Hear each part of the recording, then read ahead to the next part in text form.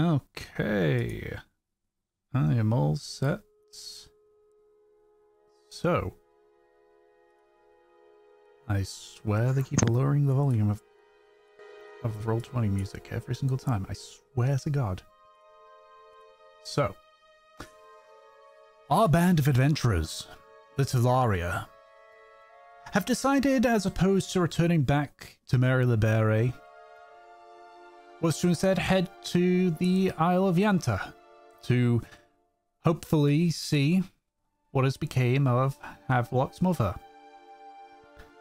This was after you had met up with a Galero ship known as the Rising Star and was able to negotiate a deal between yourselves and them. Though caution was on either side and a very clear lack of overall trust. Regardless, you had decided to take this temporary detour while the other Moan ships began to make their way back to Mary-Libere. Thankfully, being right next to the isle itself, it was only a few hours in order for you to get around to where the docks are, where you came ashore via your lifeboat. After being questioned by a guard, question mark, you had sought out Havelock's old home. And as luck would have it, it was occupied by both Havelock's mother and now a stepfather, alongside two young daughters. With the revelation in mind, Kinling and Arjun returned back to the Algos in order to rest, whereas Mev and Havelock quickly sought out gifts for the group. Returning, there was a rather sweet family reunion and a few revelations about what Cadwgan had done and said prior to this reunion. It was then uncovered that a box that Cadwgan had been buried in their garden. Upon opening the box, you had discovered that not only was it a dead man's drop, but one that contained a small bit of a map and a compass, of which the symbol at the front was one that was familiar to the two of you. You'd seen it many months ago, near the town of McGinn, after you had went to save a group of soldiers who went missing. It was on a bit of rock, guarded by Kuatoas. And while the one on the compass was much more ornate and more finely detailed, there were striking similarities between the two. And that is where we left off. So, like a Mev, you are looking at this compass.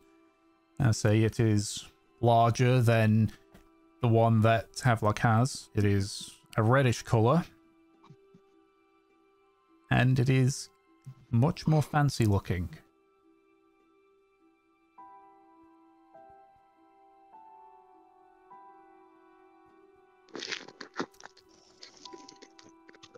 So,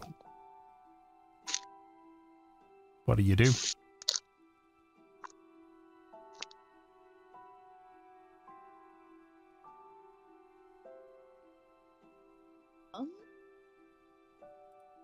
I would like to first use the jug for a tiny bit of seawater and see if that does anything. Okay. So you open up the compass. And you notice that the interior, it's got like it has a glass covering on it. And has almost like a thick oily substance behind it.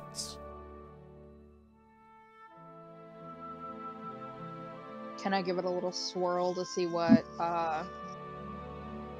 might be? You wobble it. You like give it a swirl. The liquid wobbles about. It doesn't actually move. Outside of just, you know, small bit of wobble from inertia. Okay.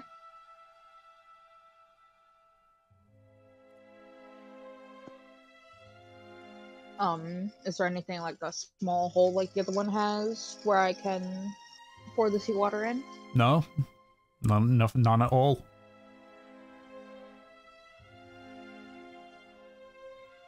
Mev, what do you think of this?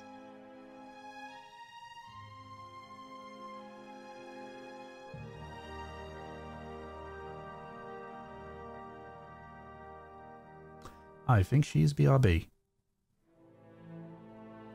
Sorry, my mic was Muted.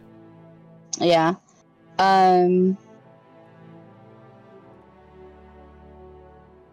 What about it? Just the general creepiness of it, or?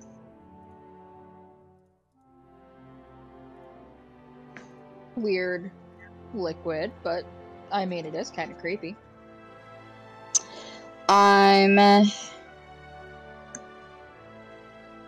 Can I don't even know what kind of check this would be. Like, I don't know, raw intelligence or something, to see what the fuck that liquid is, if we recognize it. Sure. Investigation, I don't know. Investigation is probably the best one to pick on that. Alright.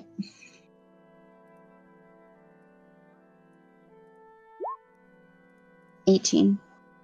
18. You begin to sort of mentally run through your head of the various like dark liquids that you know of. Most of it in regards to like ship work. Some bits are in what alchemy you know of. You rule out oil, you rule out tar,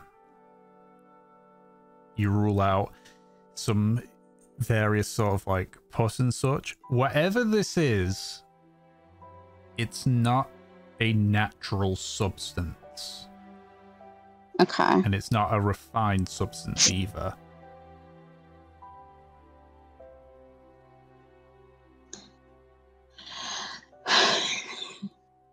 Alright, so I don't recognize it, but I know it's not normal.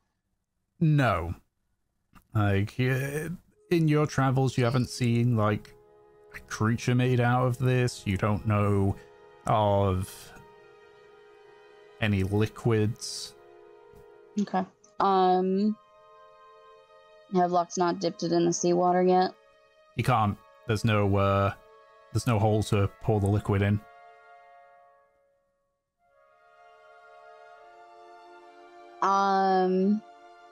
Does that mean that the compass is innately pointing at something then? Doesn't appear to be. So something else has to trigger it.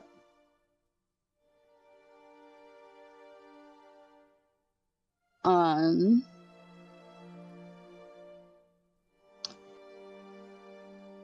don't suppose your father was a magic user of any kind?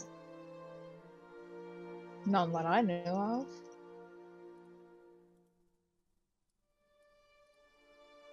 But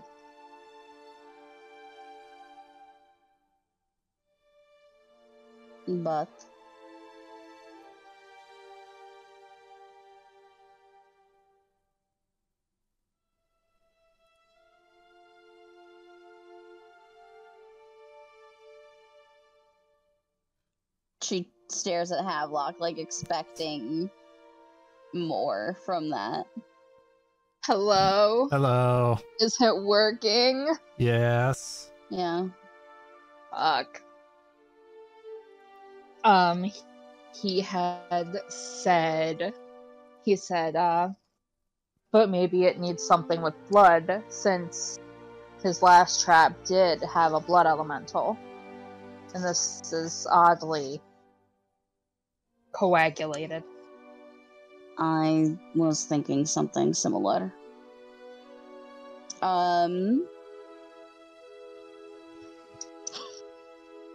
She is going to...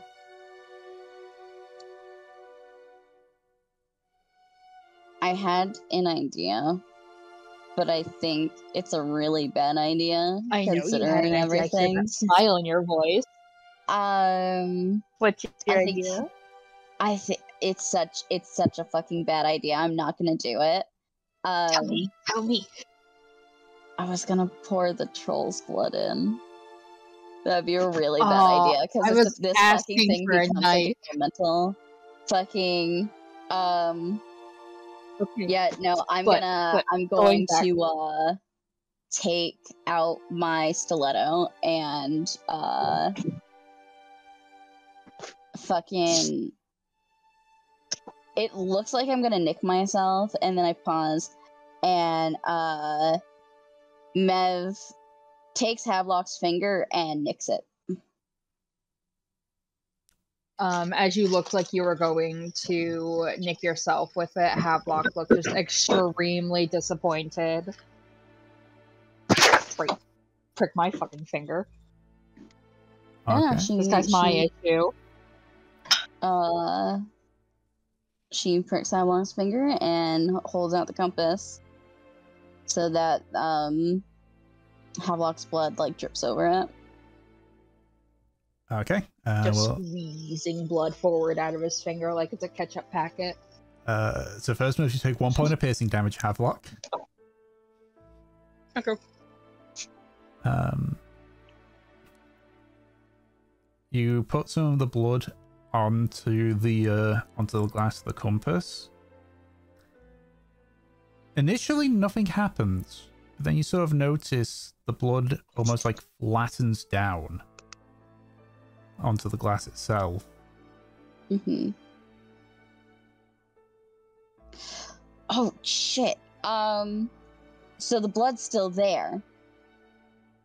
Yep. I want to do what Havelock did, which is like shift it around. Is the blood fucking like, does it point in a different direction? Is it like magnetic with this water? Magnetic. Doesn't move. Like you even at one point, like It's fucking... you at one point like turn the compass upside down and the blood just is flat against the glass. We did it! Is the blood... We're so fucking smart. Is the blood in a specific shape? Is it pointing in a certain direction? Well, how much of the glass did you cover with blood? I guess is the question. I mean, how big is the glass? It is about... trying to find a size comparison here. Because, I mean, it would be like a couple drops, but I don't know how big the glass is. A couple of drops won't be enough for it. It's, I guess, you know, like... you know, roughly like the average size of like a compass normally. I can give you a representation of how much Havelock squeezed out of his hand if you look in the squared box. No, that is not enough. Great. Alright, bleed more. Here I go. Bleedy more. I'll take another point of damage. Alright. Okay, We will bleed this Thanks, fucker until we get Bleed results. more. And just so in regards to like size comparison stuff, it's like the glass itself is about maybe about the size of an Olympic medal. Okay. Yep. So Man, this thing's fat. Alright. yeah.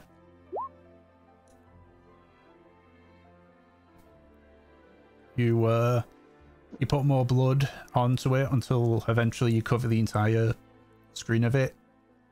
Again, the blood goes flat. Any excess sort of like pools around the edge. Clearly, like sent, you know, being a bit more elevated than the rest as it's all gathered up there. Any extra that freely will drip away. Havelock's gonna shake into his grave. Okay. You sort of look at the look through the bloodstained glass again. The liquid, before it used to look like sort of like almost like a jelly, but through the blood it looks almost like, you know, when you add like a liquid to water and it just sort of like swirls around and mixes kind of deal. Okay. It's sort of like in that process, but never like, you know, becomes a murky liquid. You sort of see like the occasional, you swear they almost look like lightning or sort of like threads that go through, but they don't seem to point in a particular direction. They're sort of random.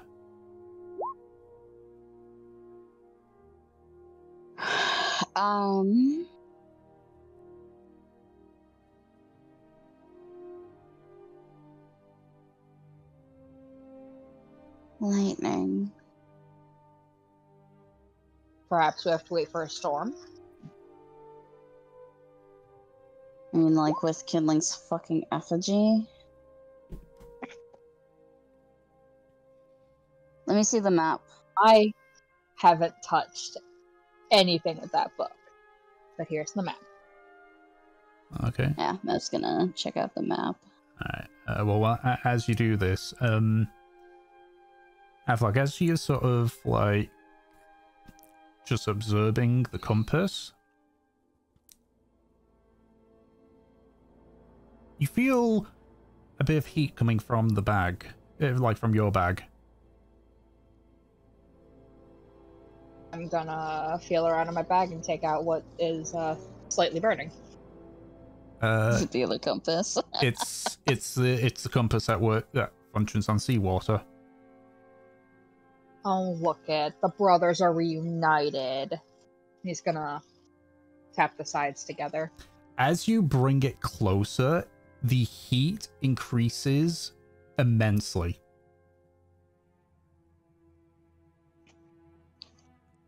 Oh, that doesn't look good.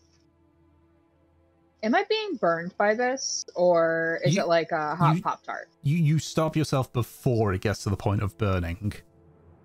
Okay. So you can't press them together? No. You get the closest you're able to get before it actually like starts to hurt is about a fit, you know, like the width of your fist.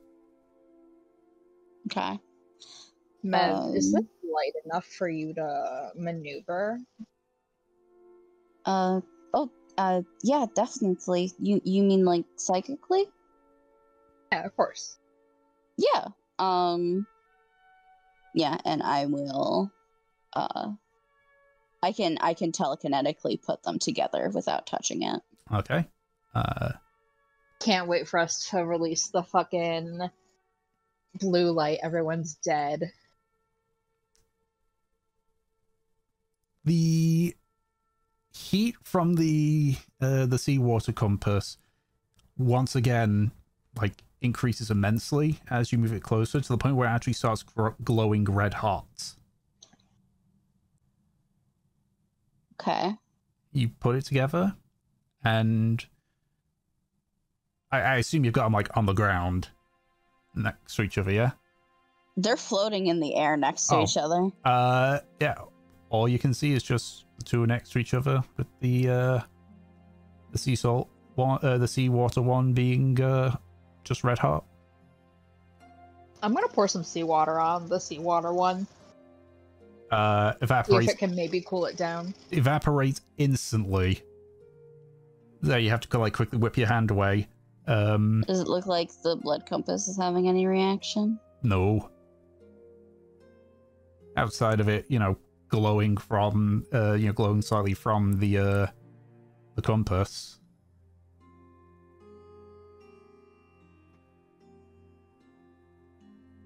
All right, Mev, I have a question for you. Okay. So clearly these two can't be near each other. I am a skinny little bitch, which means it's going to be really hot. Do you want to hold the blood or do you want to hold the water? I mean, I feel like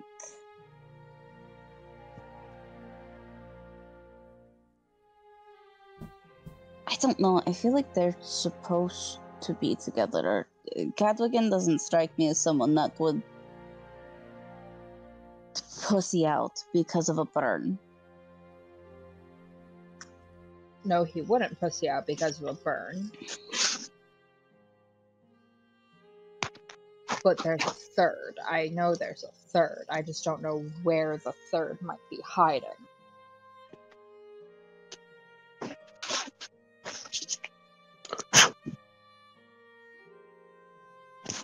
She thinks about this.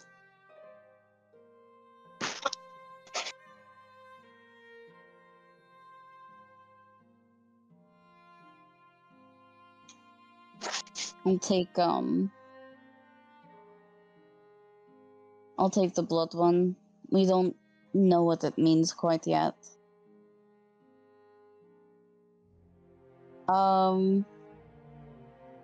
She separates them. Drops the saltwater compass into Havelock's hands. She takes the blood compass. Okay.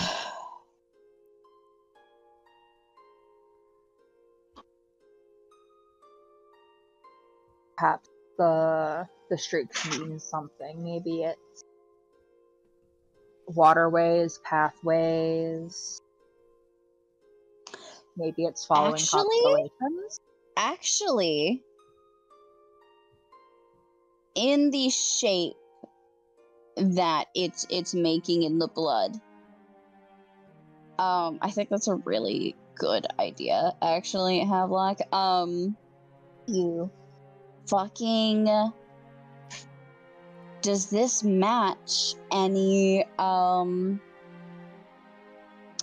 either sea routes or like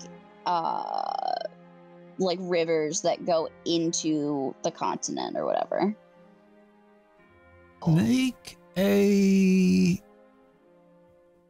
survival check, sort of. I didn't think about that. Would I get advantage because I'm so familiar with those routes? Yeah, I'd say yeah. I'm also proficient in navigator's tools, so Yeah. I will be back in just like a couple of moments. I am so sorry. Okay. okay. So would I get to add my proficiency too? Yeah. Okay. 22. Okay. Well, the first thing that you notice as well, like as you move it away, you sort of look at the compass now that it's away from all the heat. You can see that the liquid had shifted, but you see it sort of like quickly returning back to where it was now that the compass is away. Okay. But you just kind of look at it for a few, like a minute or so, as it just sort of like settles back in, and you carefully look at the roots. And you also, so as you're looking at it, so like turn to face different directions to see if there's any particular change. There is as you sort of like move as one of the little threads sort of like goes through, it turns with you. It does appear to be signifying roots, and as you look at it, you recognize some of them, others you don't. Some of them don't make sense. You see one go, you sort of like hold up the map, and this sort of like goes in hand that you've got. It's Okay. It's a map of Karmora, but you notice there's various markings and lines across it. You notice 4 dots. 3 of them appear to be in the deep ocean. 1 of them appears to be on the Isle of Tended Earth. You see one of the deep ocean ones, one that's just a little bit off of Port Mar, crossed out. Another one that you see is east of Janssen.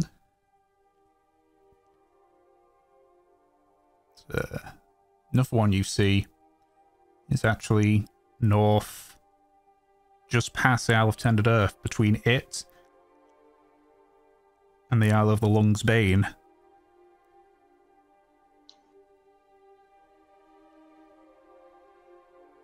You sort of observe and you notice that the threads, the more prominent threads, come out from where those dots are, or converge on them. Okay. So you said Port Mar was crossed out. The one that's north, get my orientation right here, northeast of Port Mar is crossed out.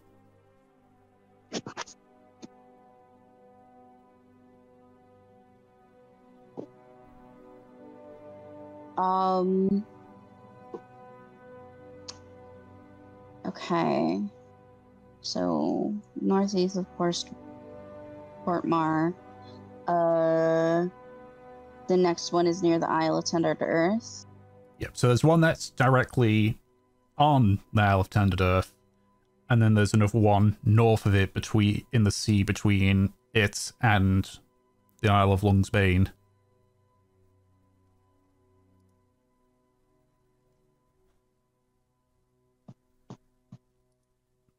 I say there's a... And then there's one east of Yenta. Yes. Okay. I got some fucking shit. So I'm gonna type that in campaign notes. Tell me if those are correct.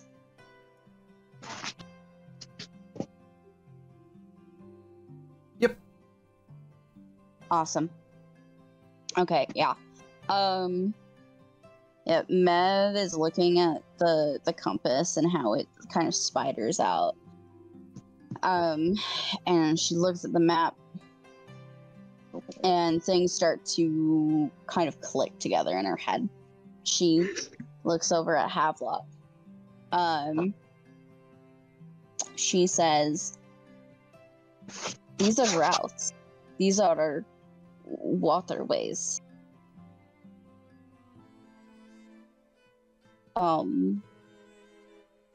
She holds up like the map and the compass. Like she puts the compass on top of the map, and she starts showing you the routes. It looks like these are places that he was perhaps investigating, looking for something. I bet you that that seawater compass, it keeps pointing east of here. I wonder if it's leading to the next route. That it could. Here, take the blood one away for a second. He's gonna drop in some seawater to get it buoyant again. Yeah. And compare it to the map. Pointing east. Like, relatively. There's... The one on the map seems a little bit off, but not to the point where it seems that it's completely different. I mean, that could just be because of where we're facing, honestly. Yeah.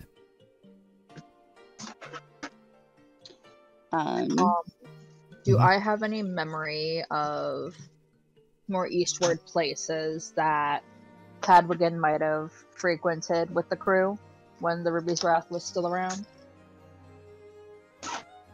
Not necessarily, no. See, I was gonna ask, Havelock, did you ever visit, Port Mar? Or near it? Have I, Tom? You didn't. But you do, because that was when you were recovering from the particular operation.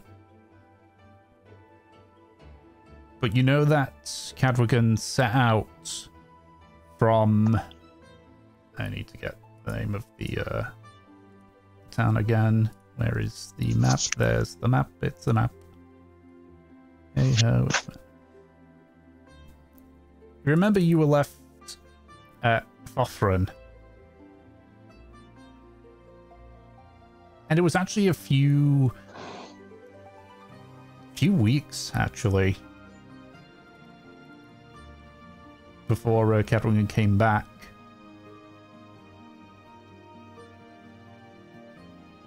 And you recall when you asked him, he simply responded, Port Mar.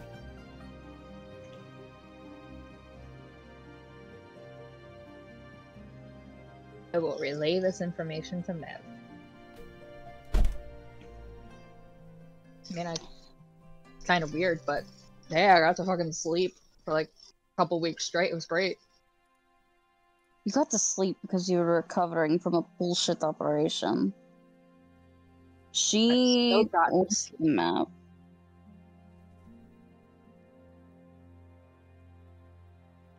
Why did he do that? He didn't want you there.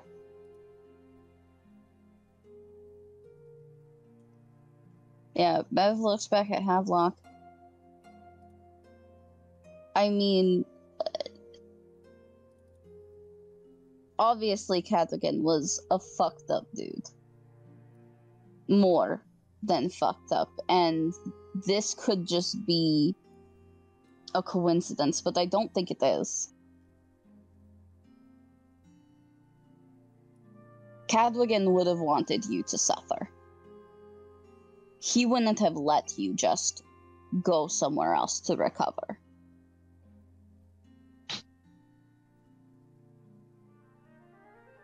He didn't want you to see whatever the fuck was going on over there. Do you think we could convince the others to go there?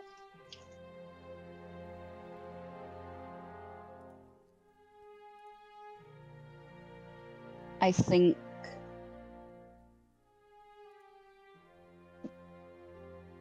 to explore any of this, we need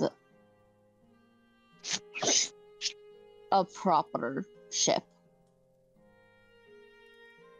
Whatever's going on here, the Algos is not equipped for. We need the proper ship. We need the proper crew. So, even entertaining this,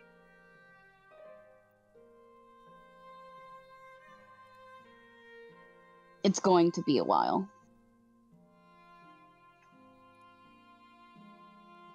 If that's what it has to be.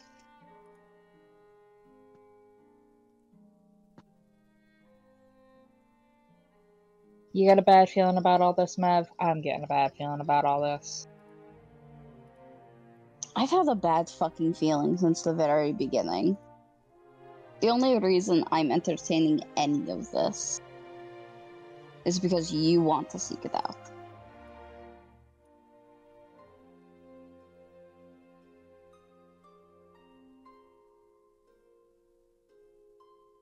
You know, you can just say you love me. That might be less words.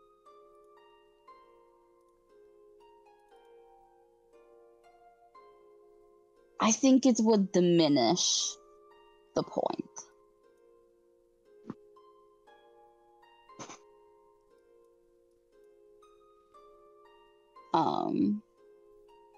Yeah, she tucks the blood compass away. You want the map or should I keep it?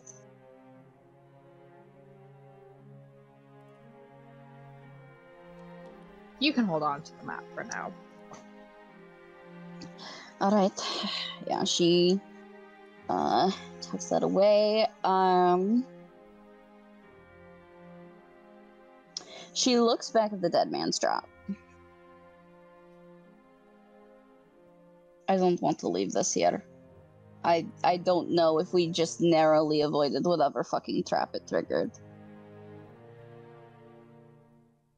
We should probably fucking throw it at the bottom of the sea, frankly.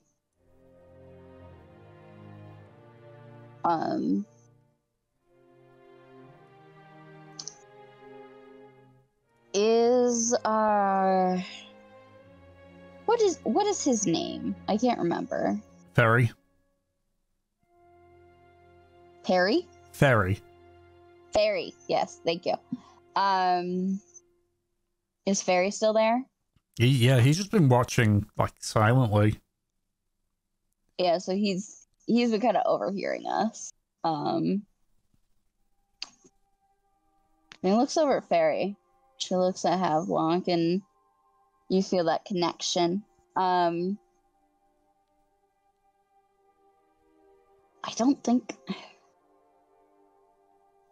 we can leave them here. And what? We take the compass and the map and go? Cadwgan might be gone. But I don't know. I just have a bad feeling.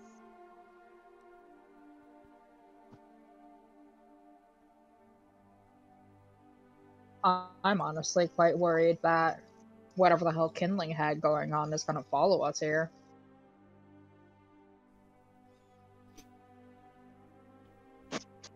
And what does that have to do with my point? Point being, the two of us think something bad could happen. We could probably get him on the ship with us.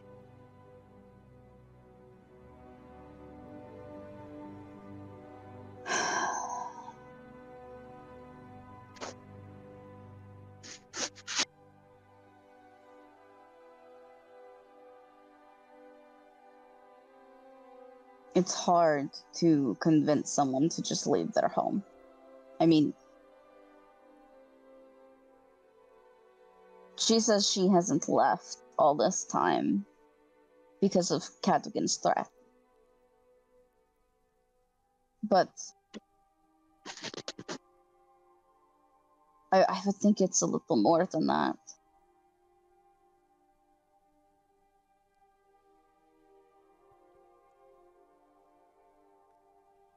If you're not really a sailor or haven't been raised with the ocean, it's scary to go out there. Who knows what the fuck can happen to you?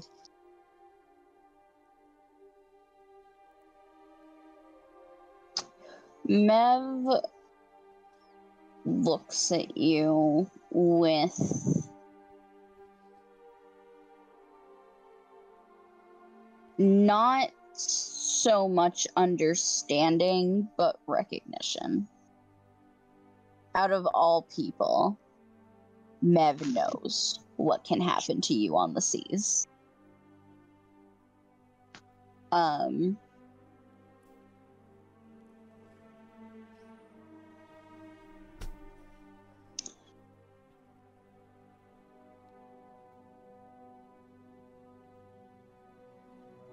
But she asked you, did you see Cadwgan die?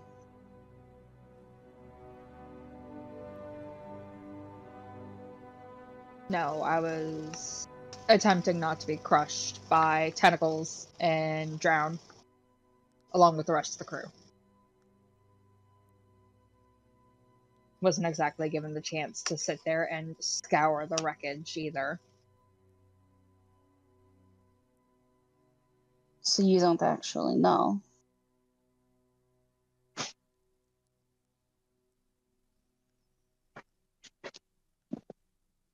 He hasn't popped back up yet. So far, that's going to add She reaches out to Havelock and puts like a hand on his arm. I'm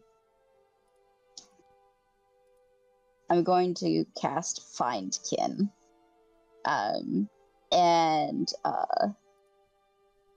Well, I'm going to cast Find Kin. Mev doesn't know that she's casting Find Kin. She's going to say, I don't know, I have a bad feeling about this Havelock. Find Kin, and it just points to his fucking mother. It might. But yeah. Okay. So Mev isn't aware that she's casting Find Kin. She's not aware. This is the first time that she's ever done this. So she's trying to do something, like, she's actually trying to do something magic. She's just not sure what it is she's trying to do that's magic, yeah? No, it's like she has this kind of off feel, almost like a premonition. She is unaware that she is doing this right now. Okay, if that's the case, then just because of the things with all this, let's half and half it. Make a melee spell attack with advantage because Havelock's not aware of it, but you're also not aware of you're doing it. Okay, yeah. Melee spell attack. So that's d20 plus 6. Mm-hmm. I like how Tom's sitting here like Havelock wouldn't be absolutely willing just because Mev's touching him. Well, it's because Mev is unaware of herself. Yeah, that's more of what it is. Advantage 12. Okay. I don't think that beats your AC, does it, Havelock?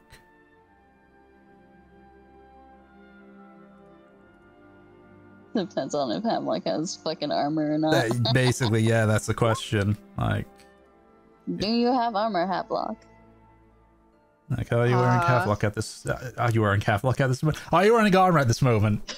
Just a little stuffed Havelock in a one of those baby carriers on the front. Oh my god. I'm trying to find where my chain shirt was so I can take it off of there. That's not even gonna work. Wait, no. My shield. I've gotta have a shield. You did not come geared to meet your family. He should have. 12 just work. Okay, yeah. Just makes it. Need to Okay. be, okay,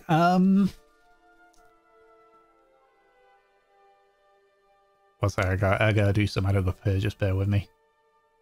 With all his shit on, he's got a 17.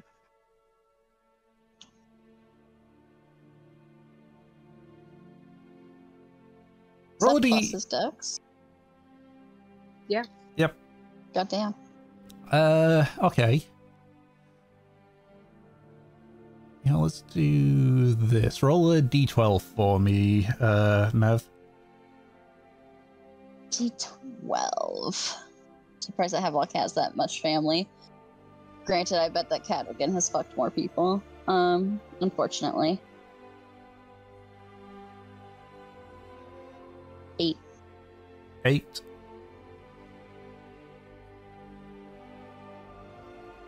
Your mind sort of goes to Cadwgan with this thought in your head. Mm-hmm. And surprisingly, in your mind's eye, you, as you're thinking this, you see a thread almost coming from the image in your mind. You sort of like grab onto the thread and you feel yourself almost mentally being pulled. Not violently, but you're being pulled in a direction. The image, you sort of focus on this image of Cadwgan, but it, as you're being pulled, the image sort of fades. You still remember and you try to bring it to your mind again, but each time it keeps warping slowly and slowly. Okay. Until it switches to what looks to be a young man, probably about maybe 2 or 3 years older than Havelock. Has a... Just need to make sure of all this. Yeah. He has blonde hair similar to Havelock, but with much more muddy eyes. The identity, appearance, and location one. I'm just rereading this, like what you get from the spell, to make sure. Hang on.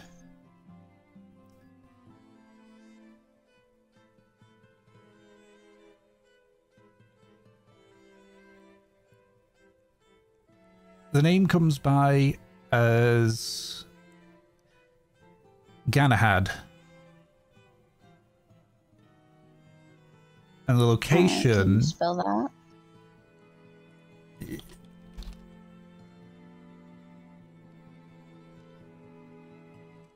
There you go. Thank you. And that's you sort of...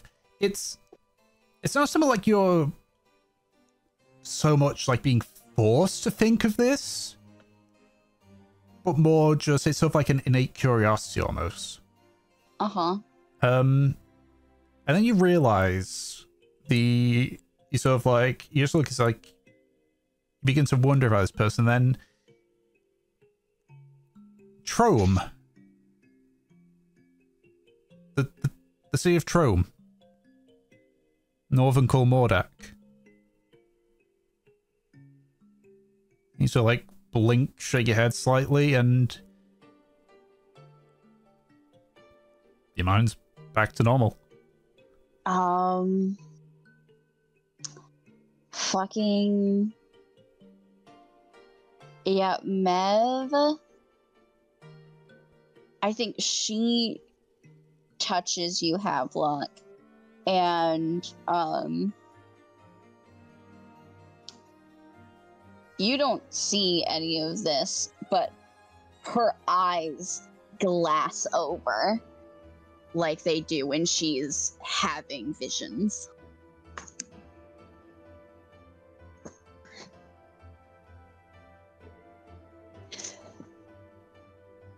And she stands there in silence for a minute.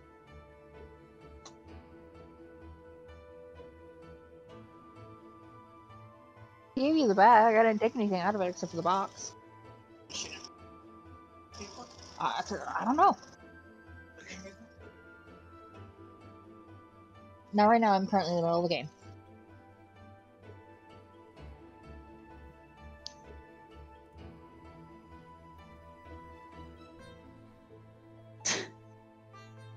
Anna?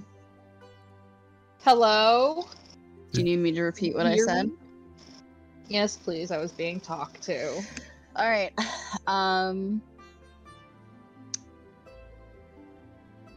You can't see any of what Mev sees, so I think she like touches your arm, Havelock, and you watch as her eyes glass over. How they do when she is having visions. And she stands there in silence for a minute. Oh, fuck me, not again, Mev! He's gonna give her a little shake. She, like, blinks, and it goes away. Where did you go? What time period were you in? What's going on, Mev? Uh, she she stares at you for a minute, and it's like she has to kind of squint. Like she doesn't recognize you for a second, and then she says, I think I was in Throne. And you,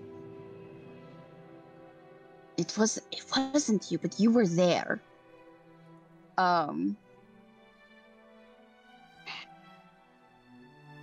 No. She thinks for a second.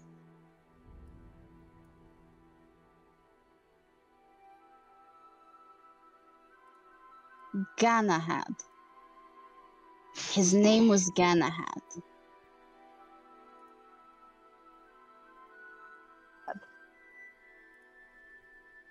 Repeat that. He just repeated the name. Yeah. I think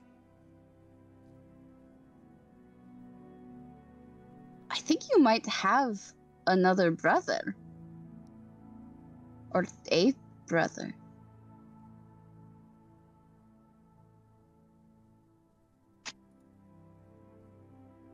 Okay. I was just thinking about Cadwgan, and then I touched you and I was there.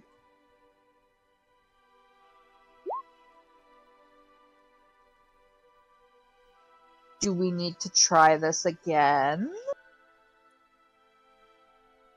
She looks at her hand. I don't know what I did.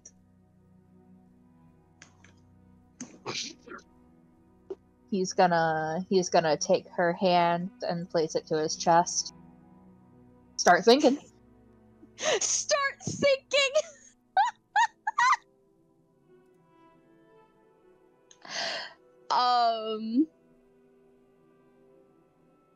Fucking God, that's funny. What would I need to roll for this one, Tom? Because Mev doesn't fucking know what she did. Arcana. Arcana.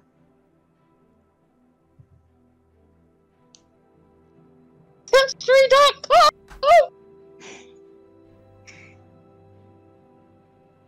13.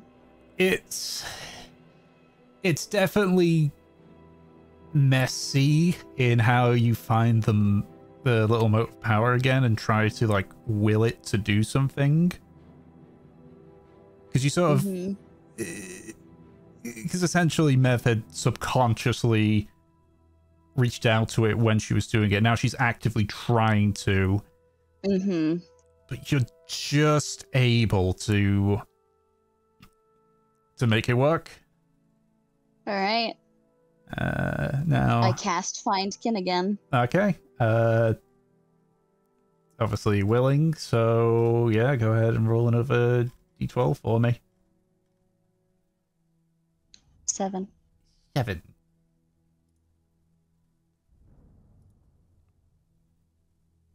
Okay. Again, you focus on this image. And again, you feel yourself get pulled along. You try to focus on Cadwgan again.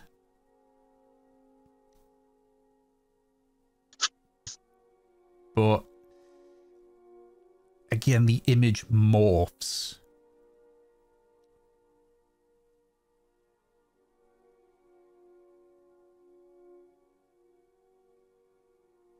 This time you see a woman. Very dark skin, dressed in an attire that's actually familiar to you. A Rosarian attire. Her hair is long and raven black. She has green eyes similar to because Havelock's got green eyes if I recall right. Is it green or blue? It's got blue. Blue the eyes. Creepiest ocean blues, like Nemesis. Nev has green eyes. You were scaring me for a second. I got confused. I was so scared too. I was like, oh god, are they related? With equally, like, maybe not as bright as Havelock's, but still, like, sea blue eyes. Avika. That's the name that comes to mind. Avika? Yeah.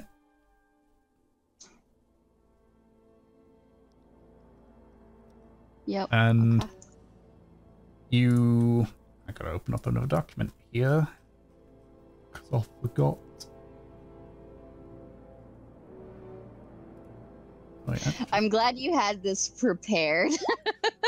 I had some aspects, but you know, when you have to prepare a lot of stuff, there's the occasional thing that misses you, that you miss out.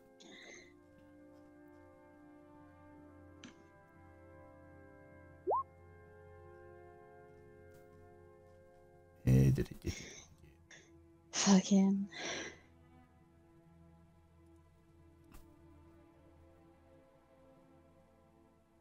Keprasar. That's a location. Keprasar. Where the fuck is that? You'd be familiar with it. It's Arazar. Okay. In fact, you sort of rack your brains on it. That's the capital.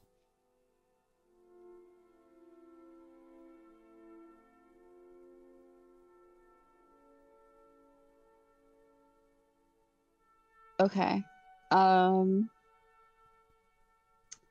Yeah.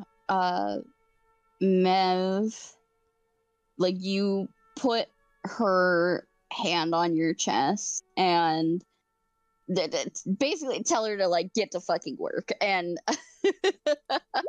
Mev, how old does this woman look, by the way?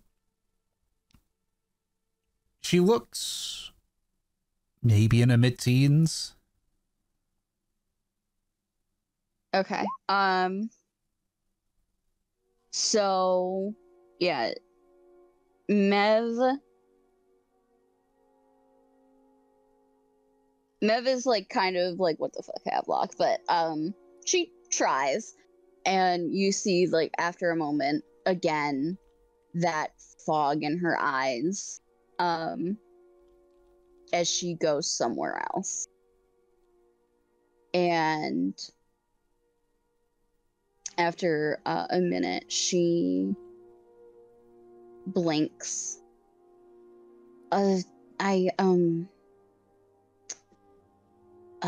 There's another, Avika in Erazar. In Arazar? Yeah, in the capital. I think it's the capital.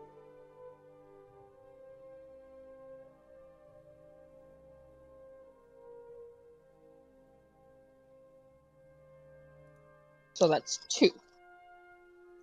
How are you feeling?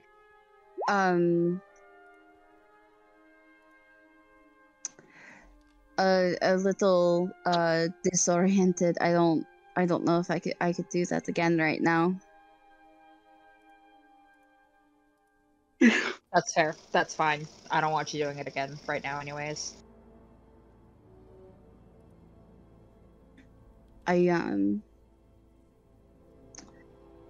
Yeah, I don't know what that was. What it is. I guess it's just something I can do.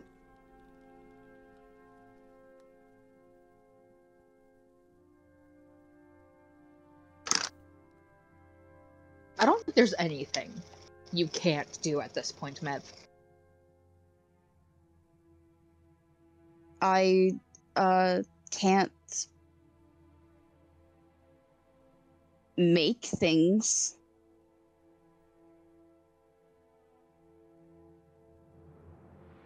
I was gonna joke you can't swim, but...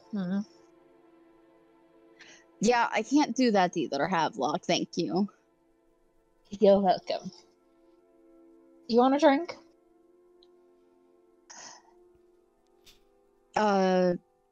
Not right now. We shouldn't drink here.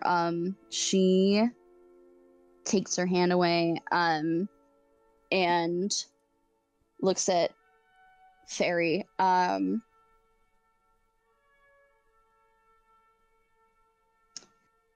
I ask you something? Sure.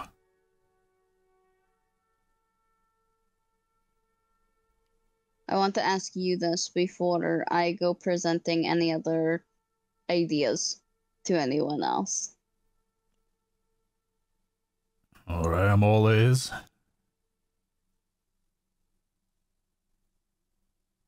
Now that you know what you know, now that Cadwgan is apparently gone, would you leave here? Sort of like leans on the shovel that he's got.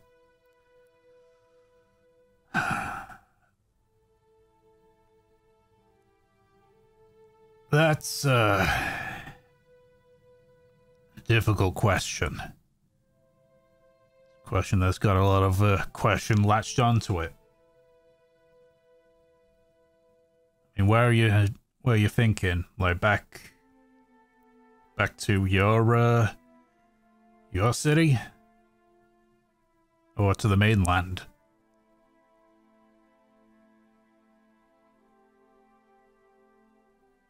To marry the Barry. I mean, I guess I have questions and concerns. I mean, don't get me wrong, I don't think this is going to be a here and now kind of answer. That's what you're expecting, but, you know, there's concern of work in terms of how the kids will be, and I mean, there's a sentimental value to like, indicates to the island in general. To here, I mean, my family moved here when it was gonna be a military outpost.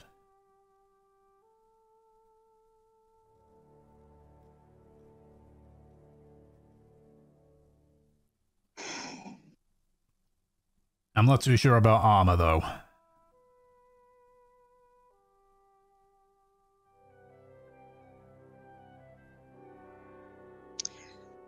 I'll be frank with you.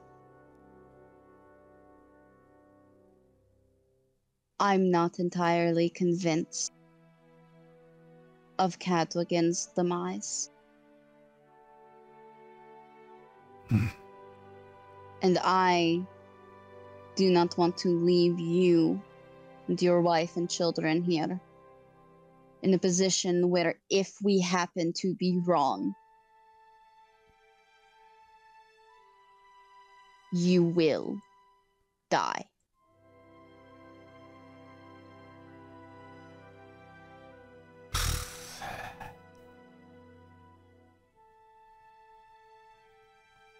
Sort of leans a bit more heavier on the shovel a bit. Just so like he's deep in thought.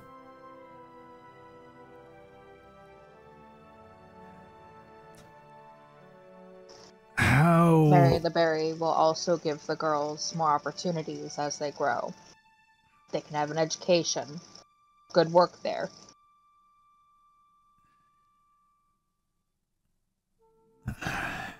So it leans back a bit again. It'll give the girls, Mev puts a hand up to Havelock. Let them talk. How soon do you need a decision?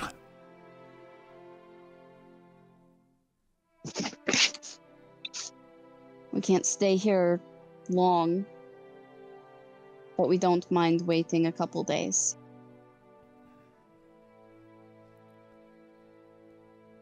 Because there's going to be a long discussion that me and Armor are going to have then. And if we say yes, then there's obviously arrangements we got to do. I have a job here. I have to make sure someone else can take over. And obviously moving all our stuff.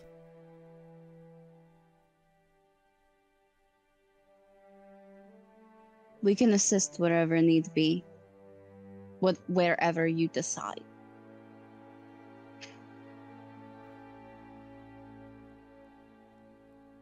So like stands up straight, just pulls the shovel out of the ground and just stands there with it.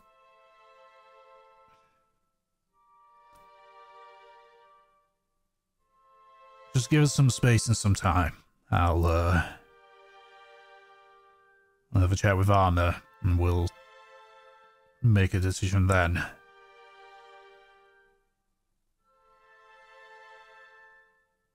How long should we wait?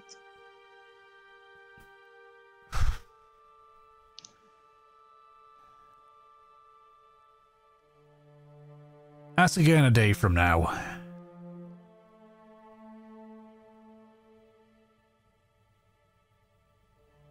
She nods. Would you like us to leave then? I mean, you're free to stay. I mean, we don't have much space, but if you need a place, we can accommodate you. It's just... No smiles. We've got things handled. I just want to make sure that you know we aren't pressuring you. I know. This is simply an option that we want you to know you have. And I appreciate it. Just let us have our conversation. Just me and Armor. Hopefully we'll have a bit more of an answer for you. So like shuffles a bit uncomfortably and he's just like,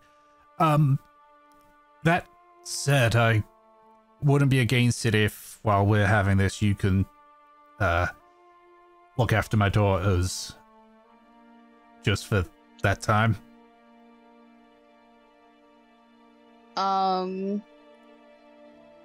Mev smiles. She looks at Havelock.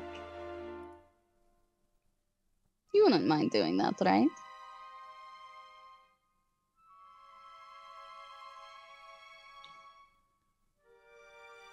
Can teach him about chips? Some very good lessons. I'll have that conversation with Armor first before I go into the more important one. She says yes? Sure.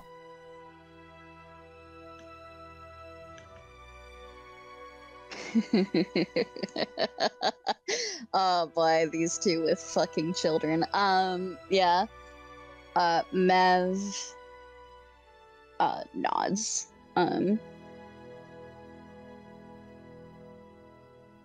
Either way, we don't mind keeping watch on them.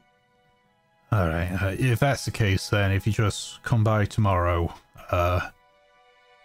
I'll pass the girls over to you, and then we'll hopefully have an answer by sundown.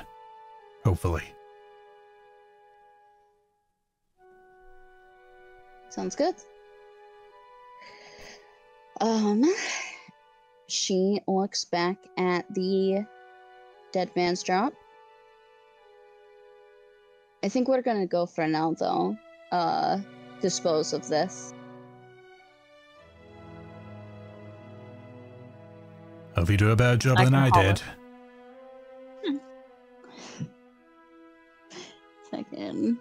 then, yeah, Mev does not pick up the chest. It seems like she expects you to do it, Havelock. You are lugging around that fucking thing.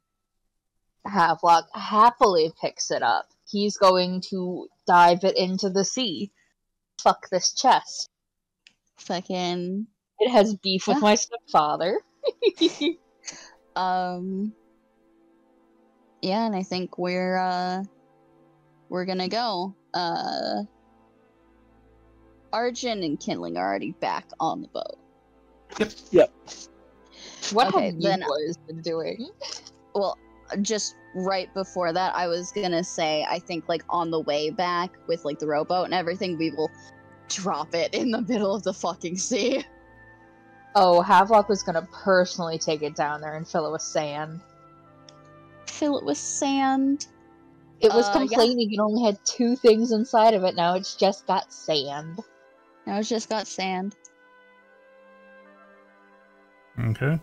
You row out to just beyond the corals before diving down and stuffing this thing full of sand. Actually, I hope it's happy. one last thing, Tom. Yeah. Can I catch any fish or collect anything on my way back from the seafloor? Make a dexterity check. You're gonna catch it with your bare hands. Yes. Nah, nope. Sleepy little Alright. fishies. Are there any pretty seashells? Make an investigation check. Investigation. 4. You've kicked up a lot of silt with your Man. with your swimming, and it's dark. Good job. I know nothing. I'm reeling with the sudden family. Alright. Yeah, move on to the boys. I will be back in a minute.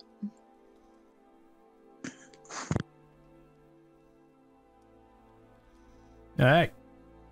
Kindling, Arjun, what you doing?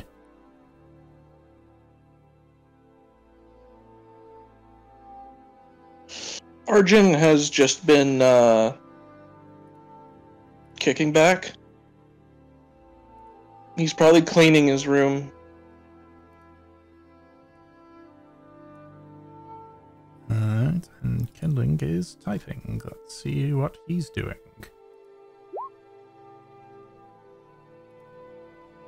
Just around busying themselves. Okay. Nothing exciting going on. Got it. Got it.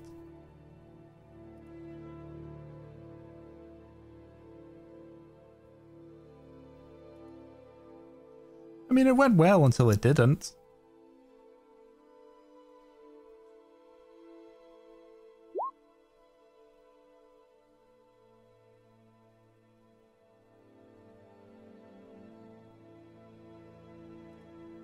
Okay then. I guess we wait a little bit.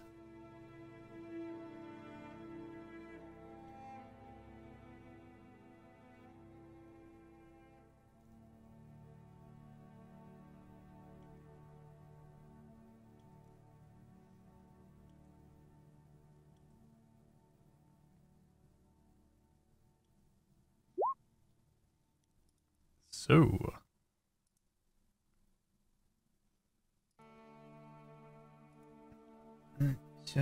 let's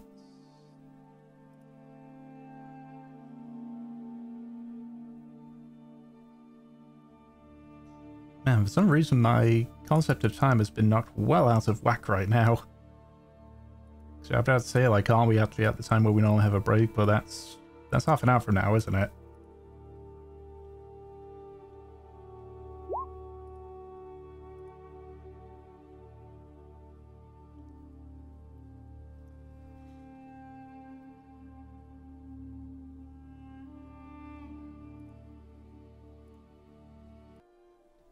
Are we ready? It appears we are. So,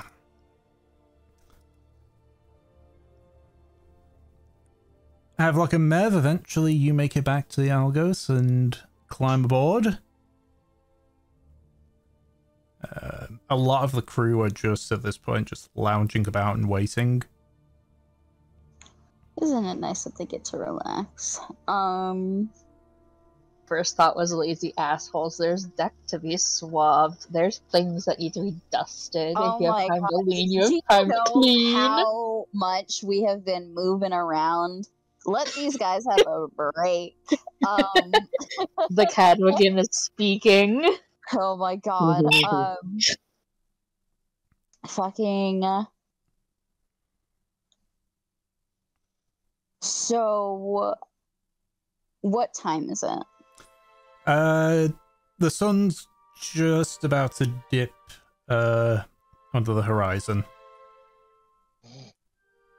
Okay, the nymph, the needle was supposed to pass by us, right? Does it look like the Algos crew was dropped off? I thought it was going around the other side of the island. It's supposed to wrap around. Oh. So, like, it went, like, we were here, it went up, and then it was supposed to go this way. Make a perception check.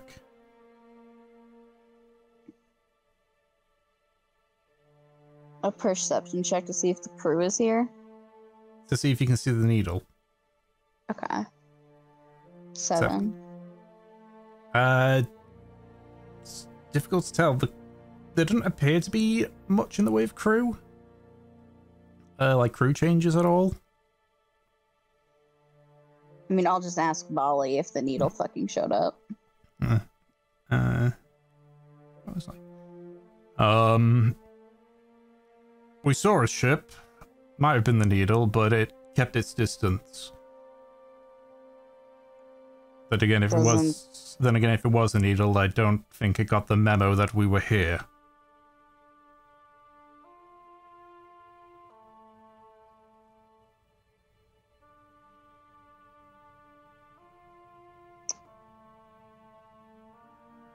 So either he didn't recognize the needle, or the needle didn't recognize them. One of the two. And it's possible that both occurred. That's hilarious. Well, either way, if they have to fucking wrap it around, they have to fucking wrap it around.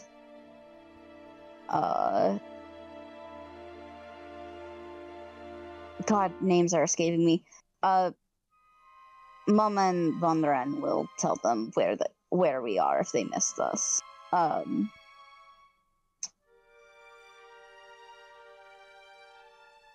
I expected to stay here a couple of days. It looks like that's going to be accurate. Because Mev had told them that like that was probably what was going to happen. Mm-hmm. So honestly, fucking enjoy your break. Like, you guys have been hauling ass this entire time. Of course. I've told the crew no shore leave, though. Yeah, I don't think the island could really accommodate it. Looks like their population would double if we all went over there. Yeah, it's a small place.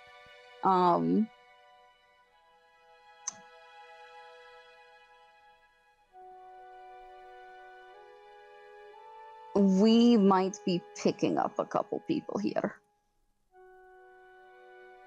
How many? 4. Okay. I can handle 4.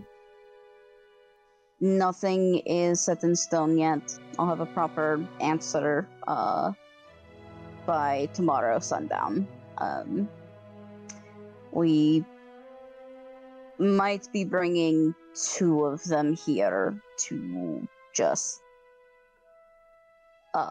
she thinks about how to say this. We're babysitting.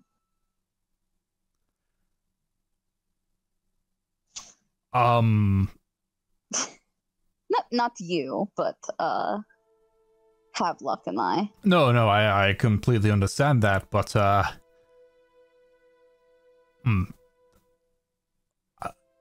how old are we talking?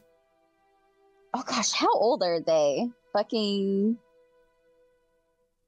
My brain was saying like 6 I and was thinking 8. like No, yeah, or like 7. 6 and 8 or 7 and 9. They're twins, Right. so No, Oh, they're twins. They're the same They're age. twins. Okay. One's just a little Fucking- bit taller by a couple of inches. Okay, yeah, they're just one's taller. So they're like 7 or 8, right? Yeah, I think 7 works. We're Havelock and rewriting Nev the are age. just having this fucking conversation. They don't know what children look like. Well, when did Mev develop? Havelock never developed. When did Mev develop? Again, she developed when she was like, she was a late bloomer, like fucking 14, 15. Damn. Fucking, yeah, no, Mev thinks about it for a second. About 8 years old. Pretty Old young. enough to handle a knife? A knife, yeah, a knife. we will not be giving children knives on this ship. Excuse you. Excuse you. Fine. We'll teach them on shore. Oh my god. While I would definitely give a child a knife, I mean, I was that age and Mama gave me a knife. I would not do that without the parents' consent. And I don't think they would approve right now. So, for now, I intend to teach them about the ship and how it works. Alright, but no climbing on the rigging with them. Alright, now you're just being stingy. The last thing I want to do is to have them fall and hit their head on the deck or something.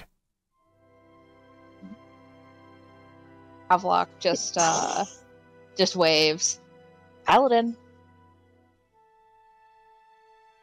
This is so funny because like Mev's just kind of thinking about this of like this was her life. Like this is how she grew up. This is how Havelock grew up. But Bali's a fucking merchant. He doesn't know. Mev just it looks like she just kind of nods. Okay. Yeah, he's a normie. What a fucking loser. I peddle things between shores and I make money like a normal person. I don't do illegal things. Fucking nerd. Mev nods. She says, where are Kindling and Arjun? Around, busying themselves. I think Arjun's in his room. Alright. She looks at Havelock. You gonna come with me or gonna go somewhere else? I was gonna go bother Arjun. I'm coming with you. Alright.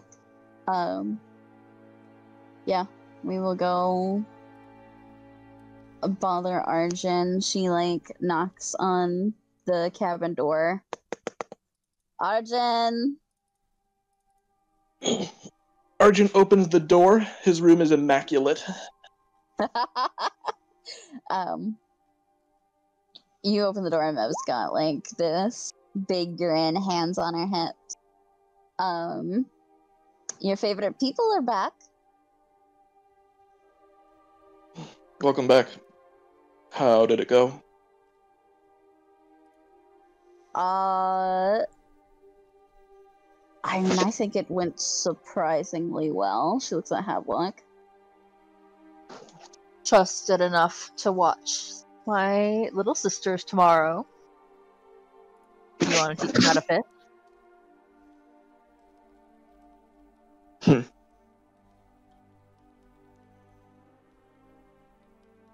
He pauses.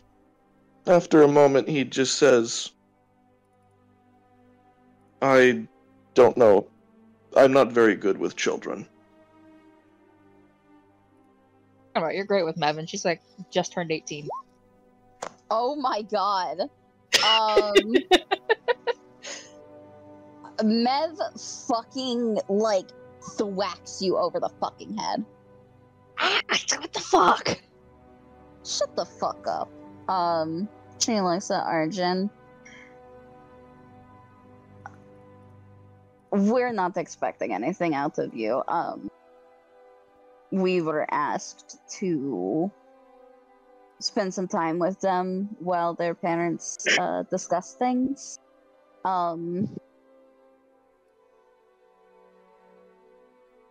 You won't be expected to really, I suppose, hang around if you don't want to. It's I just see. something that we're doing. Very well.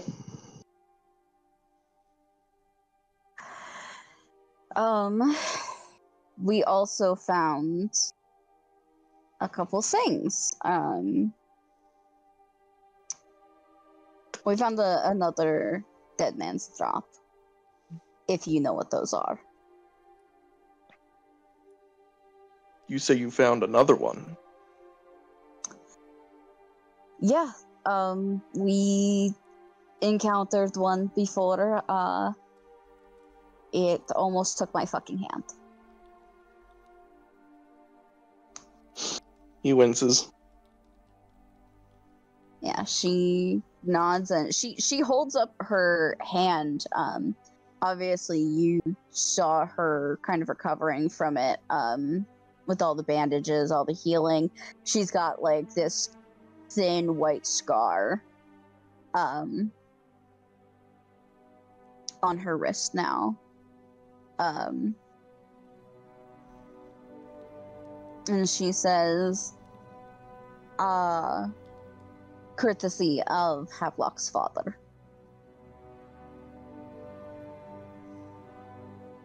Do you know what? Are you familiar with Dead Man's Drops? He shakes his head.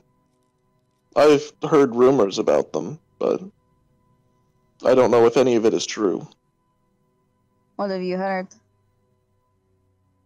That they are essentially extremely dangerous boxes. Yeah, she nods. It's a way that pirates or Moans basically hide shit, keep things safe. I see.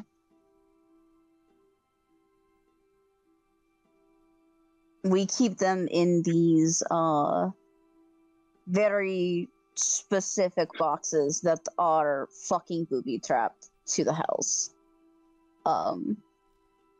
If you're not careful, they can really, really fuck you up. They're honestly... For us, they're cruel and brutal. But... sometimes you have to find a way to fucking keep your shit. So, do you need me to open this thing for you? We managed to break it open, actually, with relative ease. I say relative ease. I melted the lock.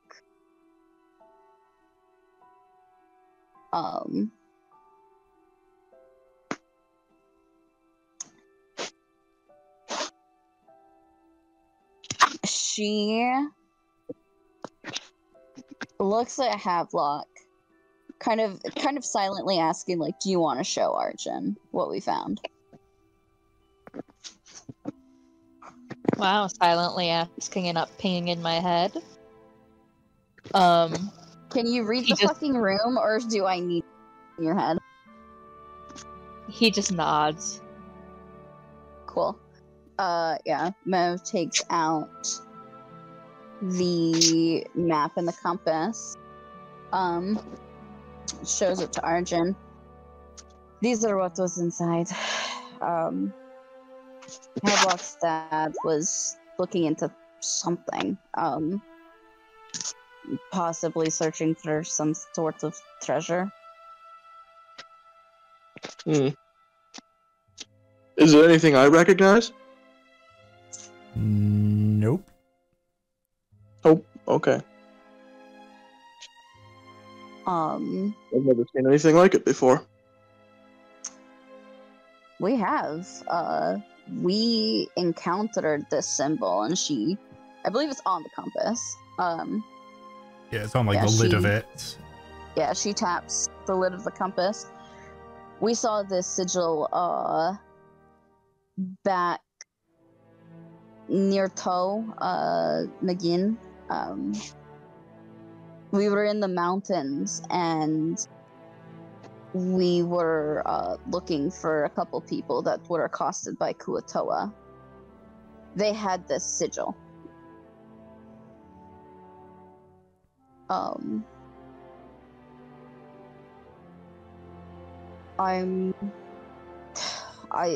still not sure what it is, but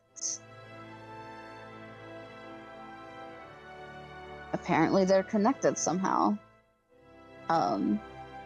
We did a little bit of investigating on the compass and on this map, and I figured out that the compass, when you bathe it in blood, shows a sort of water route. Cadwgan was looking into them, and it looks like he only got to one. Not sure why. He looks at the, you're holding out the compass? Yeah.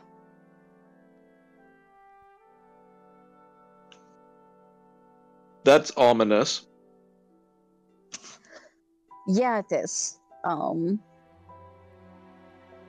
Is this something that we would not prefer to just wash our hands of?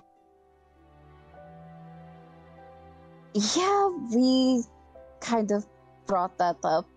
Obviously, it gives you a bad fucking feeling, right? Anything that needs blood to operate can't be particularly friendly. She nods. Havelock wants to find it.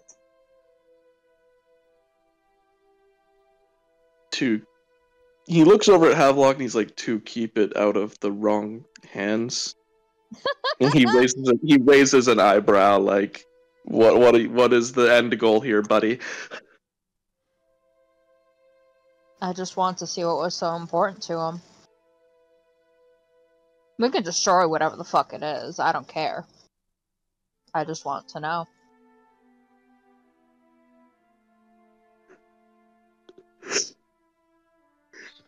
Well.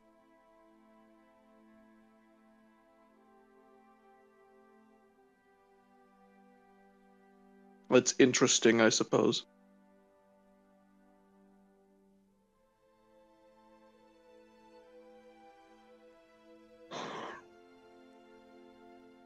We've got no fucking clue what this could be.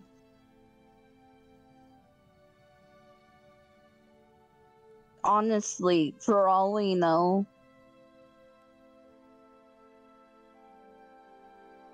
Cadwgan could have fucking found it already. But if this is something that Havelock wants to look, I am willing to entertain it. That said, not taking the Algos on that kind of fucking expedition. We're going to go to Moa, like I planned, and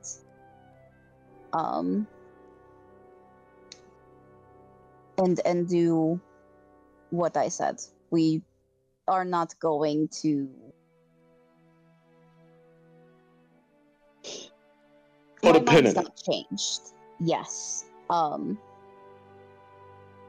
While we're on Moa, hopefully we can gather some sort of funds to get our own ship and crew.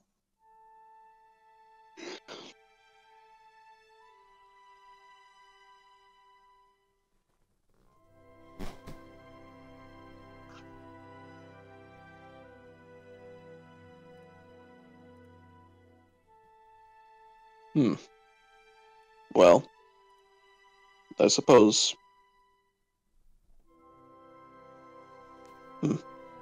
He pauses again.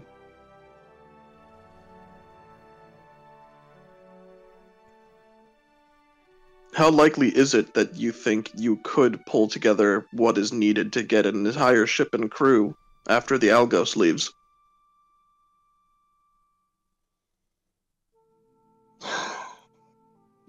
What are you going to do?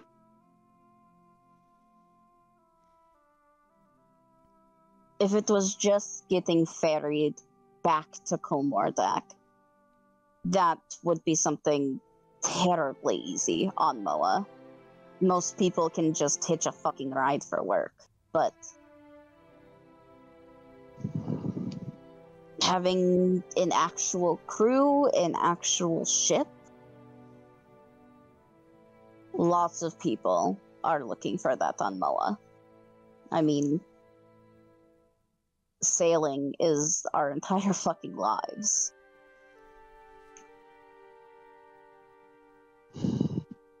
I'd have to either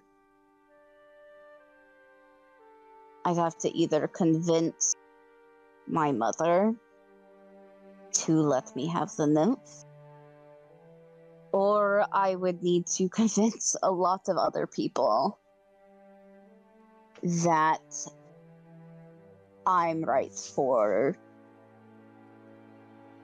the job of being a captain. And that's a lot harder without an established group. I see.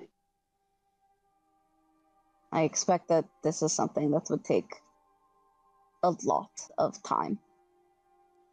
I'm not necessarily so much worried about the funding as the social aspect. I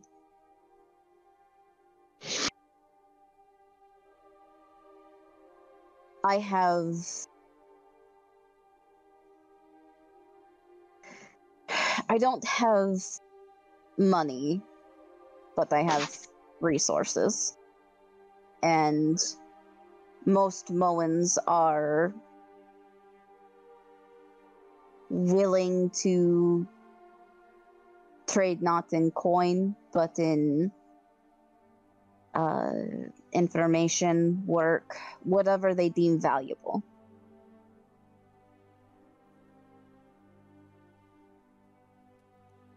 Is coin going to be important regardless? Probably. Arjun thinks about that. He is going to remove the ring that he found diving, and he's going to take the platinum out of his bag.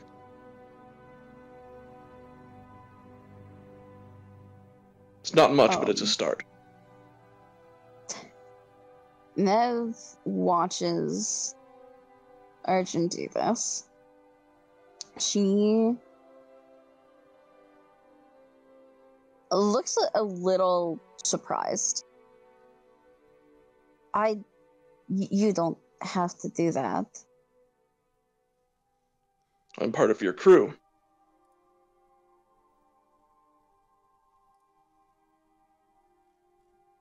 And I want to.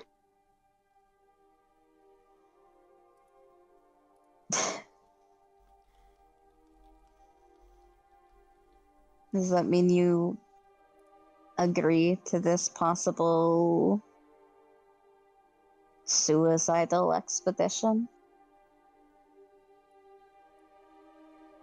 How could I sleep at night knowing poor Sweet Mev and Havelock have gone on such a perilous journey by themselves? Oh, you're right. What would we do without you? Starve because he can fish for us.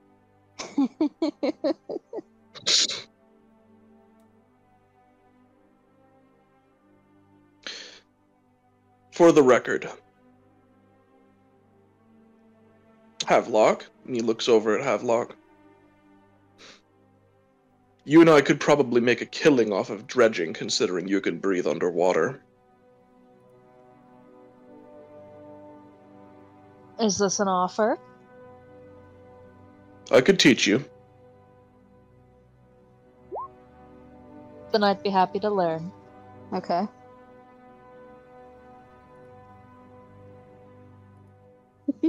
So, Mev, why did you roll a deception? Oh. Yeah, I don't know. You'd have to fucking insight.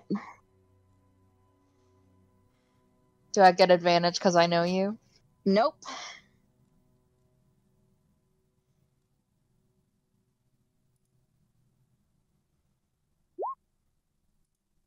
Oh. It looks like you couldn't have beaten it anyways. I couldn't have, but I got damn close. You got close. For Feel reference, pity for you me. don't. You're not on your computer, Brad. I rolled a fucking 22, like a nat 20 on my deception. Nice. I get a straight fucking... Yeah, it was close. Yeah, Mev. She is going to take like the ring and the money, and she thinks about it. I'll need to set up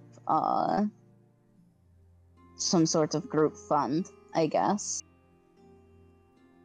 Pooling all of this fucking shit together, God, it's going to cost a lot.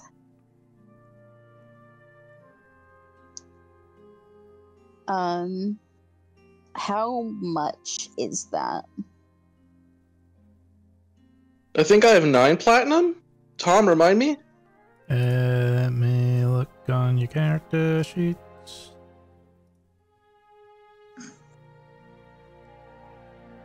Yes, 9 platinum.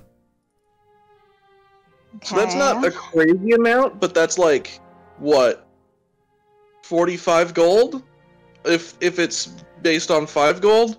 I can't remember if it's 5 or 10. It's 10.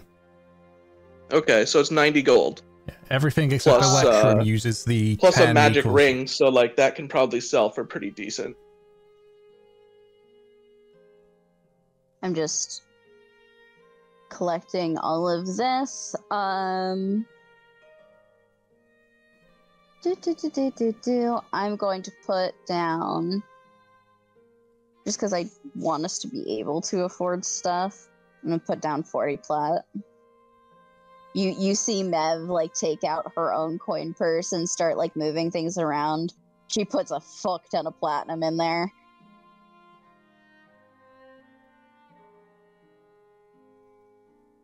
How we'll take out his 24 platinum and hand them to Mev. You should? I'd give you the gold, but that's a lot. I'll give it to you when we transfer to platinum. Okay, so That is 73 platinum and 1 magic ring. You can add just for money's sake to have it on the list 260 gold.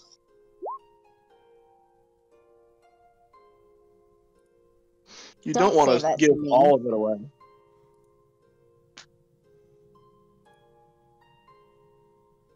I'll take one platinum back to make it even. Okay. You said 260 gold? Yes. Okay. So I gave 4 to my family. I have a family!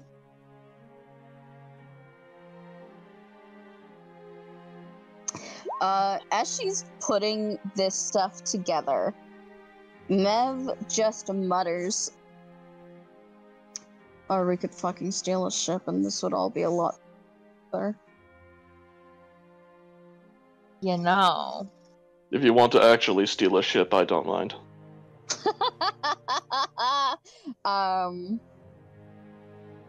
It wouldn't be the first time. Excuse me? She looks at Arjun, yeah. Definitely curious.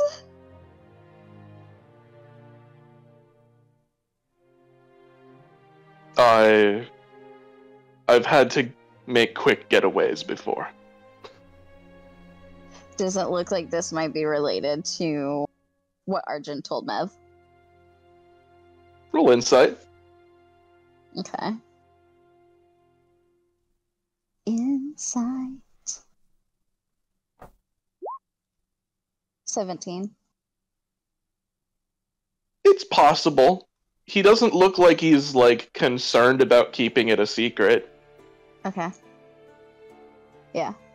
She nods.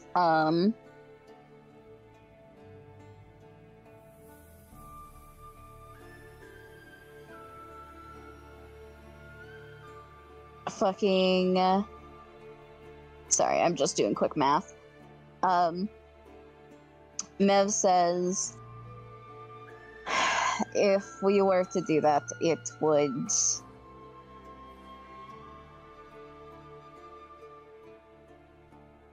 Stealing a ship takes quite a bit of effort. There's actually commandeering it, getting it back, repairing it, making it not look like the ship you stole. And on Moa, there are laws about what ships you can and cannot steal.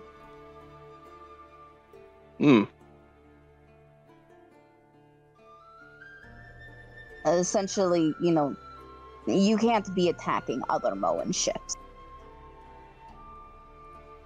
She thinks about this, actually. But 3 pirates?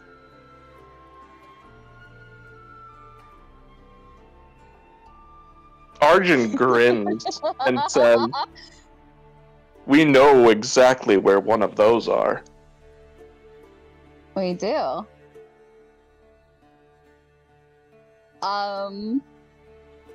To be completely honest, I am very offended still by the fact that they attacked us. I am too. You know, I think I'd like to, snuff them out before they become a problem. The grin on Arjun's face grows.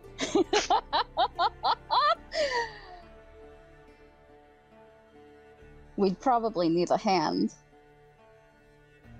I bet that, when we get back to Moa, once the nymph is repaired, I could get Mama to help. We'd be able to find them, throw them off, and commandeer their ship.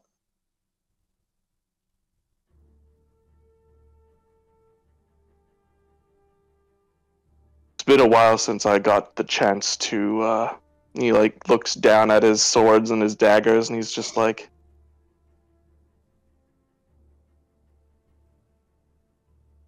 Be seaworthy.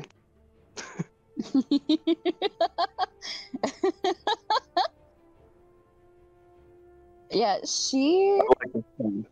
I like this plan a lot. I do too.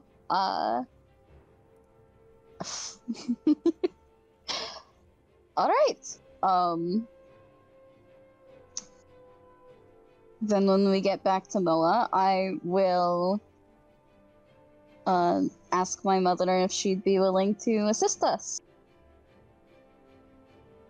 Fucking, this is where like we ask, like, are we bad? Are we the bad guys? We're not bad. The fucking free pirates shot us first. That's true. That's true. They did fucking attack us first. They started shit. Innocent people. You fuck around, you fucking know. That's the law of the ocean. Fucking, I'm just saying that, like, the most annoyingly moral upstanding individuals would be like, we can't do that. So it's very funny that everyone in this room is delighted. Is this morally superior individual in the room with us? Not anymore. Then we're good. Oh my god. Holy shit. Yeah, Mev puts the money just in like a pouch because they're still gonna need cash. I mean, either, you know, this doesn't work or they're gonna need some, they're gonna need to pay through, you know, just all that kind of shit. But yeah, she sets it all aside in like a push. And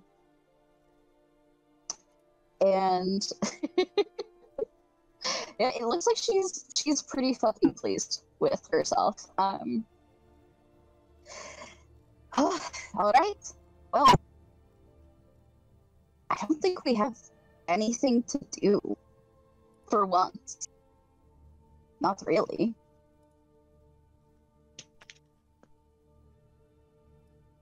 So what do you guys want to do? Oh, 1 second. No, I don't think your Wi-Fi is being funky there, Nate. I think that might actually be Peach. Hello? Hello? Yeah, everybody was getting robot-y from me for a minute. Oh. Okay.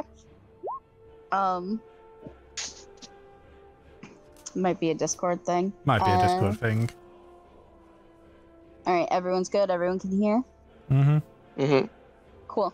Yeah, then Matt was like, well, for the first time in a while, we don't have to do anything. There's no fucking rush. What do you guys want to do?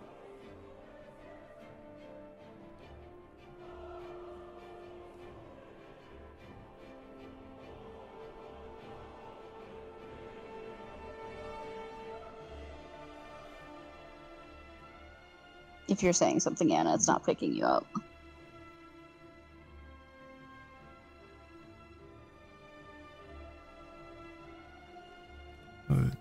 I think she's dead, Jim. Amazing. What about you, Arjun?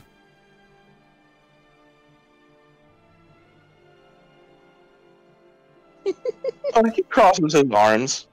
Is Kindling here with us right now? No. I think Arjun will wrap an arm around both Mev and Havelock and say, we can always celebrate. A job well done.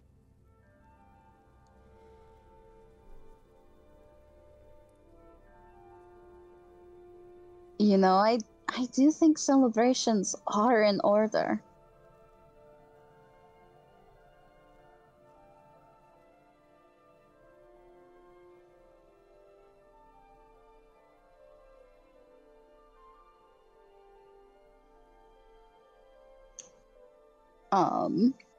Fucking God, I wish Anna was here and we could hear her.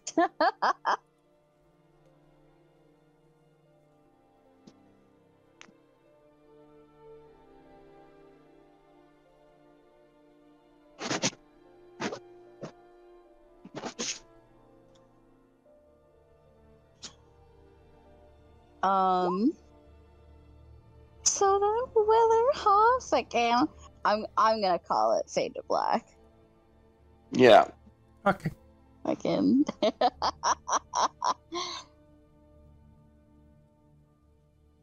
Oh my god. All of them collectively were like, why don't we fuck around? Figuratively and very literally. Fucking. Alright. Okie dokie. So, should we wait a few minutes to see if Anna's thing comes back? Take another short break. Oh, I can make a coffee. Ugh. Make a coffee. Are you taking us with you? Yes. Yes. Alrighty. You say both sluts, but you have been with maybe 5 people, and you've been in like this will they won't they long-term relationship with Mev for forever. Fucking Mev has slept with like what, 40 people at this point? Okay, but you know what? She has nothing on Silry. Fucking Mev and Silry would fuck each other and then team up to have like massive orgies. Honestly, if Masika was okay with it, and if Reza didn't fucking Oh my scoff at the God. kitchen, Silry would have taken one for the team to keep him occupied. Oh my god. Oh my god. Masika would have been so mad at you. That's why I said if Masika was down for it. Masika would not be down. She'd be so angry.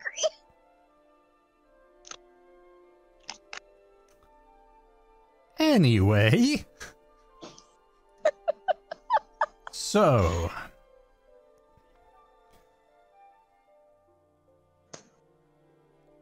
Eventually, the next morning comes around. Alright, we gotta go pick up these fucking kids. I will, ask Arjun just if he wants to come with us. I mean, we're gonna come back here anyways, I think, but... Sure. I can do that. Alright, yeah, we will, head off. I'm sorry, Kindling, that you're in the proverbial doghouse right now. Otherwise, I would invite you.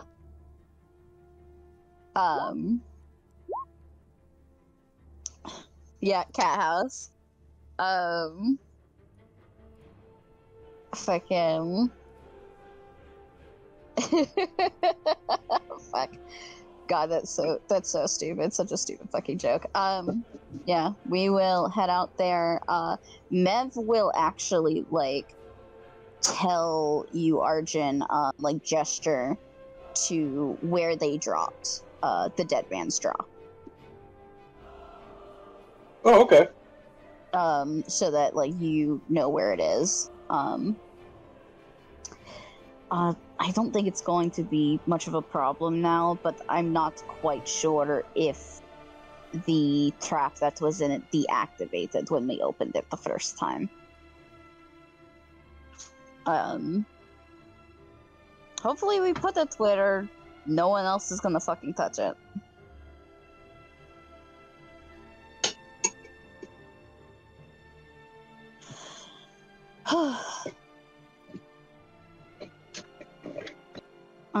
But yeah, we will head back to the island. Are we accosted by that not guard again? Nope. Fantastic. We will go visit Amma and Fairy. Okie dokie. So, you quickly make your way through the town, back to the house. Knock on it. A couple of minutes, door opens, and you just see sort of like Ferry just like peek his head out. Like, right. So opens the door wider. Just sort of stretches and yawns a bit. Sorry. Long night. Just woke up? Yeah, long night. Yeah, she nods. I just want to, like, insight check. Okay, go ahead and make an insight check. It took me out of the fucking game again. What the fuck? It's not a Karmora session. Fucking... give me just a second. I went to click on my character sheet, and it booted me.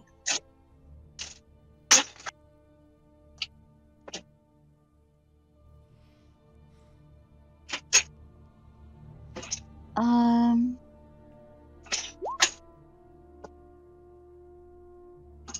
12. 12.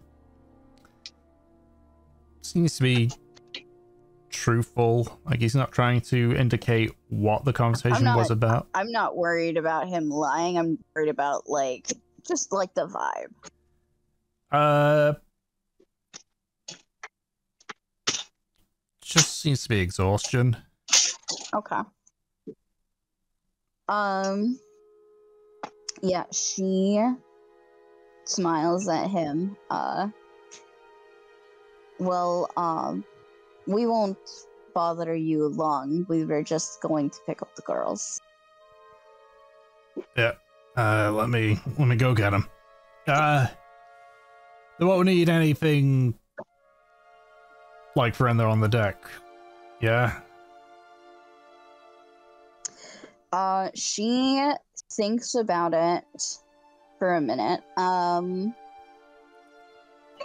Really just a good pair of shoes. Right, we got a couple of them, yeah.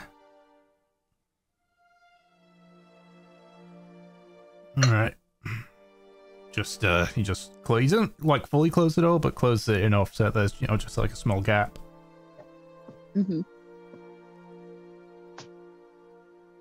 Couple of minutes later, there's the sound of two pairs of lighter feet running, and the door is thrown open. Oh god. And you can see the two girls, Mila and Kayla, just standing there. They're sort of, they're clothed. You can see they've got sort of like almost like it's sort of like a sheet over them as well.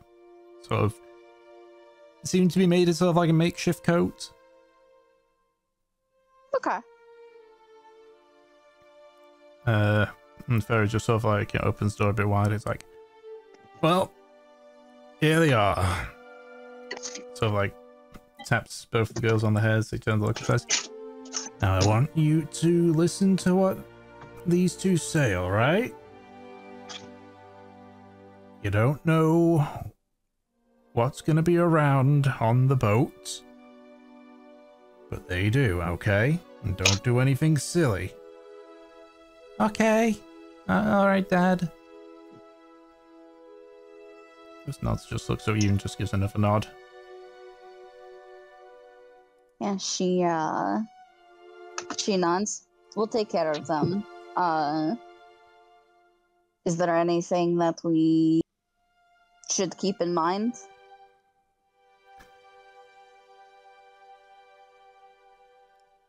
Anything that they need or can't eat or be around? Nah, they... Well... Armor doesn't want them around the cannons and anything. Gunpowder, you know, all that stuff. Fuck him. Just, like, thinking, like, these people don't know how to have fun. Yeah, but she nods. Understood. I mean, I personally just... So long as there's none of that powder around... And don't let them climb in. Well, that would just be suicidal. Yeah, No. I know. I know it's a common sense thing to say, but you know. Yeah, she nods. Whatever we do, I ensure that they will be perfectly safe. That's all I can ask for. She nods. She looks at the girls. You two excited? Yeah. You guys know how to swim? Miller looks over at Kayla. Kayla does. You don't? No. She nods. Looks at Havelock.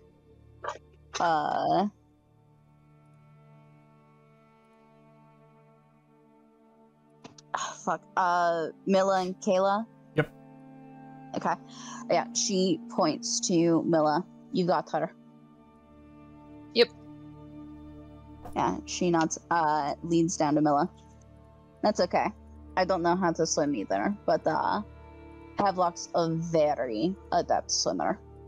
I want you to remember one thing, though. If there is a point where you fall into the water, and she points to Kayla, this goes for you too. Don't fight the current. What you want to do is just lie flat on your back, and Havelock's going to get you. Okay. The ocean's a little bit different from the coast. The tides are a lot stronger. When you're swimming in that kind of area, you're just going... She bites her lip as she curses. If you try to fight against it, you're just exhausting yourself. Remember that. Okay. All right. She looks at Havelock and Arjun. This is gonna be hard to not curse. She stands up straight. Gestures to Arjun. This is our friend Arjun. He's gonna be spending the day with us, possibly teaching a little bit of fishing.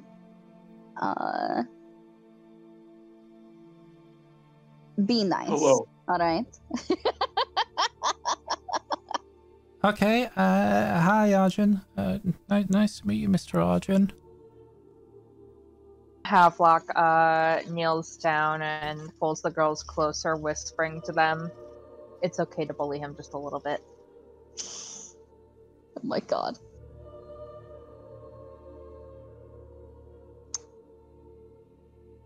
All right. You two ready? Yeah. All right. She holds out a hand for one of them to take. All right. Miller takes your hand. Okay. And I'm guessing Havelock does the same. I hope he does. Yes. Awesome. She looks at Fairy. We'll see you tonight. All right. All right. And yeah, we will head out with the girls. Okay. All right. Is there anything particular that you do with the girls throughout the day?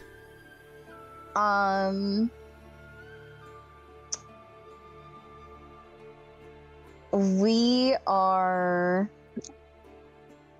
while we're heading through the town back to the boat, we'd probably figure out just what they like to do here in the first place. What do these kids do for fun in this tiny itty bitty town? But when we actually get on the ship, I think we're going to be showing them around, just how everything works, meeting some of the crew. I I know that Take 'em up to Bali the said crow's not nest. being on the rigging, but yeah, we're gonna take them up to the crow's nest. Gonna.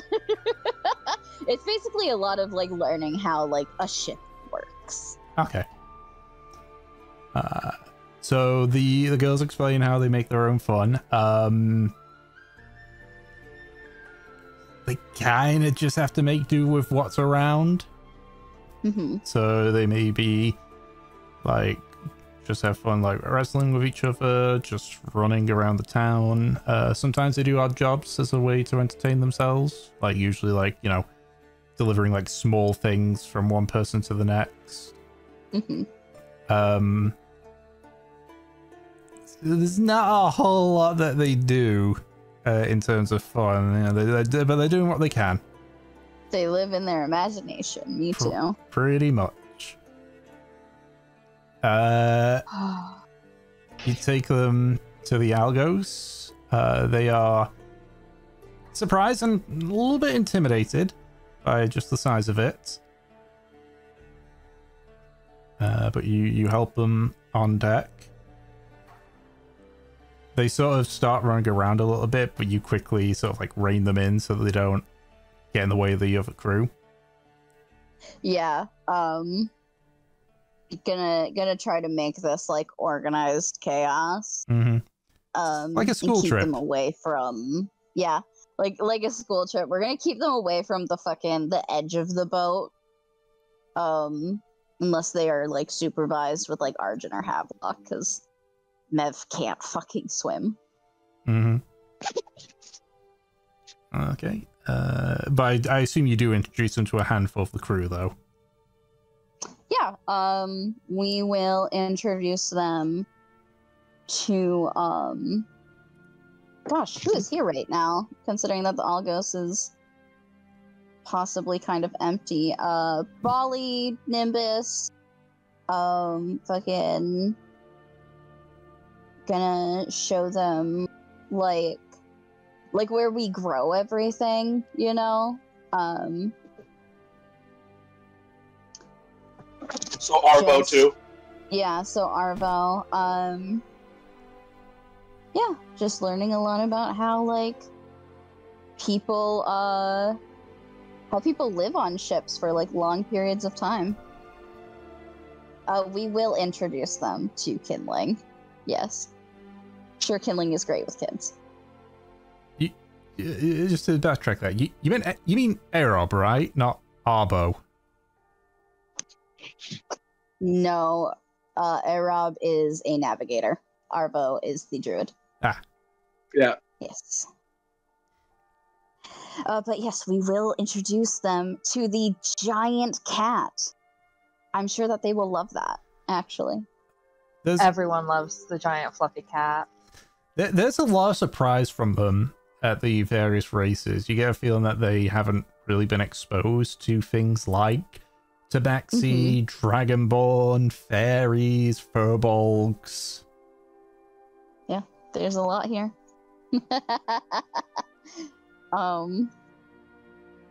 Yeah, I would like to show them Kindling and be like, and this is our friend Kindling. He's part of our crew. Oh, Kitty! Hi, Mr. Kindling. He's very soft. He's a very big kitty. Miller just You know what he instantly... really likes?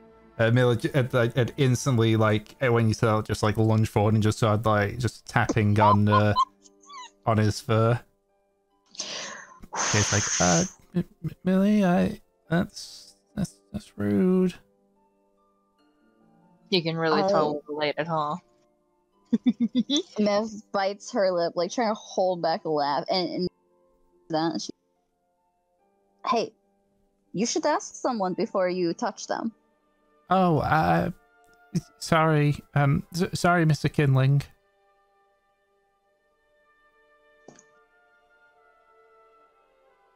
Havelock is gonna go over to Kindling and just pet him. Oh my It's God. okay. He doesn't mind too much.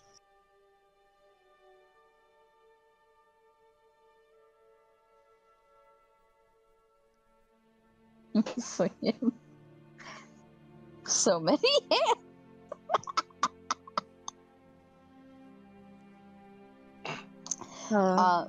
Mev reaches over. She's gonna tap Kindling's bell at insult to injury. She tells them,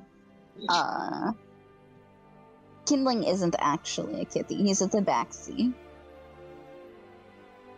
Oh. They are these big, these big beast folk. I can't remember the fucking upper area of Karmora right now. Isle of Tended Earth. Isle of Tended Earth. I knew that you had like just said it. Typically they're from the Isle of Tended Earth. You know where that is? No.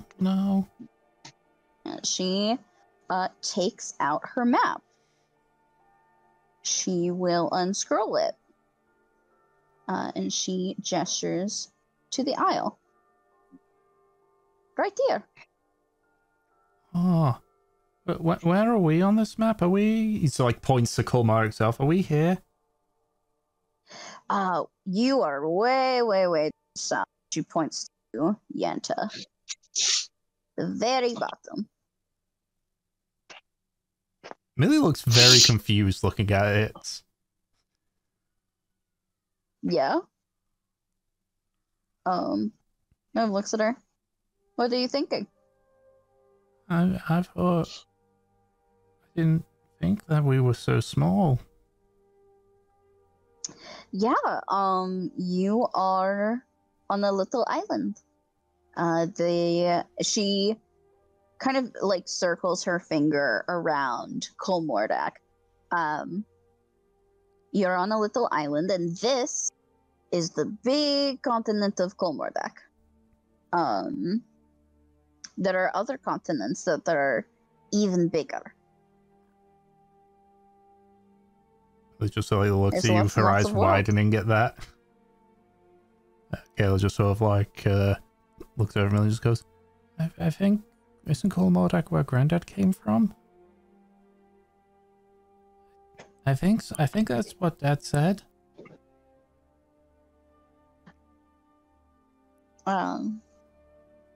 Mev smiles. Have you got questions?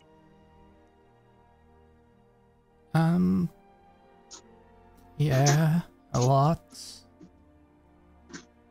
All right. You can answer them. Maybe. Okay, it's by mostly Kayla's just like, it's basically pointing at different areas of the map and just basically saying, what's this? What's this? Yeah, Mev will tell them whatever anything is. Is there ever any point where they yes, that's land at sea. Is there ever any point where they point to Moa? No, they point to the coral shield though. Good, okay. Yeah, she'll explain the coral shield to them, basically, like what it is.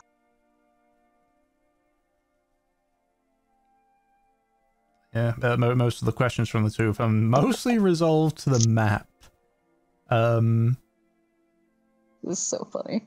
And then they eventually start asking questions about Tabaxi.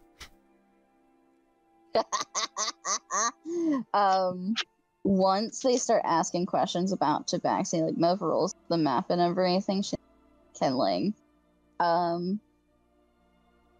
It looks like she expects Kindling to like answer every single question.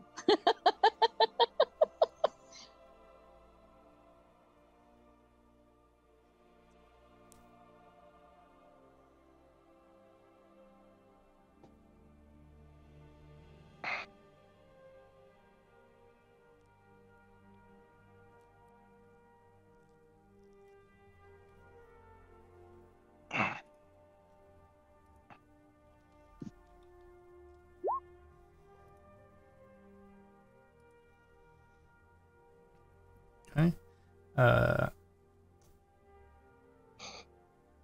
They ask questions that seem to be more akin to like they would ask about a cat specifically.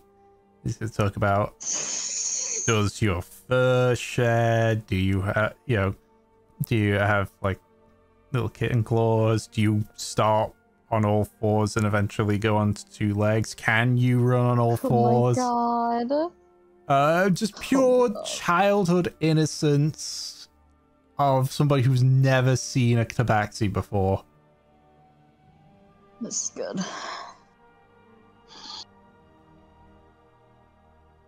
Can you lick your butt? Can you squeeze through gaps that are big as your whiskers?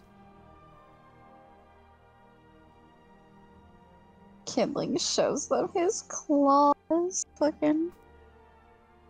Yeah, there is an excited squeal from them at that.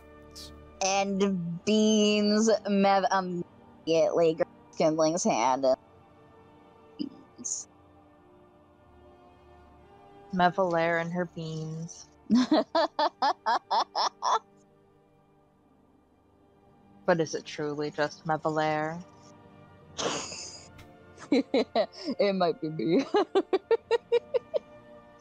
Okay, but do you do the thing where you like press on the paw and make the beans come, the little claws come out? Yes. They're Talaria property, they are. Yeah, we have I think we have a good fucking day. I would ask Havelock to make something for them. Because I mean, we should feed them. So yeah. Okay. They start asking a lot of questions as things go on. Yeah, no, we will. We'll answer as many as we can. Mm-hmm. And of course, as well as you show like to some of the various crews, obviously again like Barley being a Dragonborn and Nimbus being a fairy, get a lot of questions. Nimbus is a fairy. Nimbus is our dad.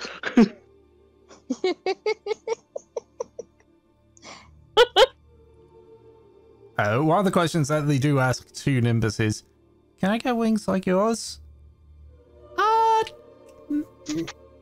No, not exactly, little one. No.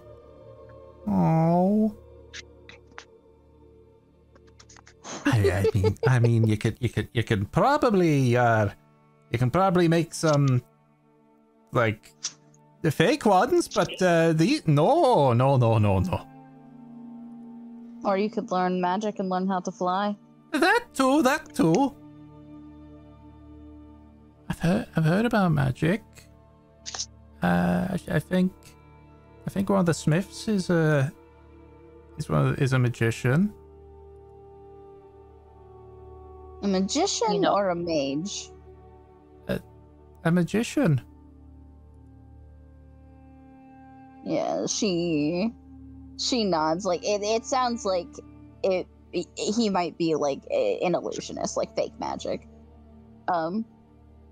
Might be wrong. Could just be that like the kids don't know the difference between a mage and a magician, but he can pull a coin from behind their ear.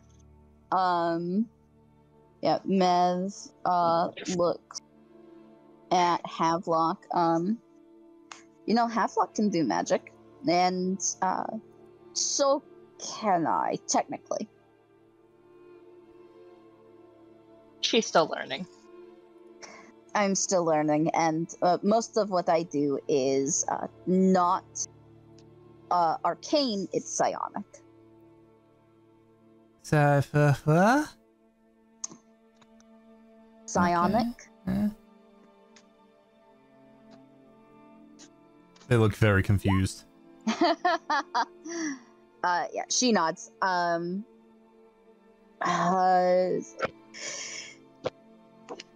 fucking Mev doesn't even really understand a lot of it. So Magic. kind of. Basically, magic comes from like different places. So what Havelock can do is more arcane. And basically that means that there's magic inside of his body that he can cast forth. I get my magic from my mind. So, like, if you're really smart, you can do magic, or... Kind of. She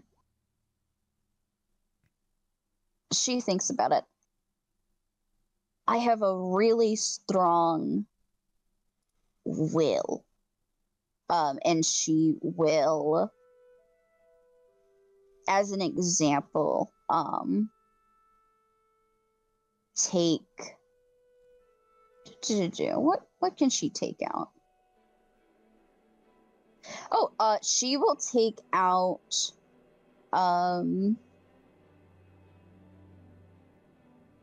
one of the, like, fabric that Havelock got her. And she will make it float around. Ah. The most so I can do things like move things with my mind.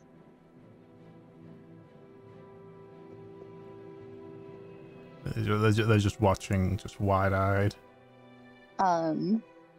Let's see. I can move things with my mind. I can, she will click into the girls' heads.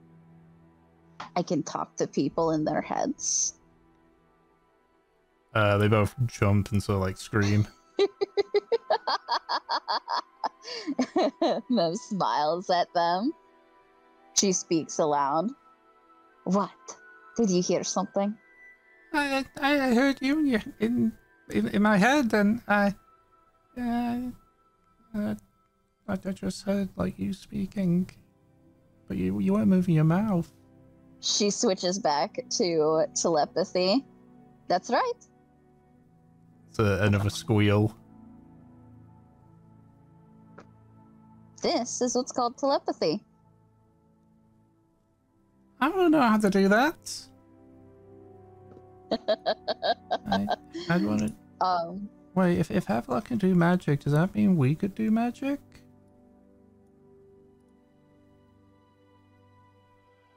I get my magic from a very close friend.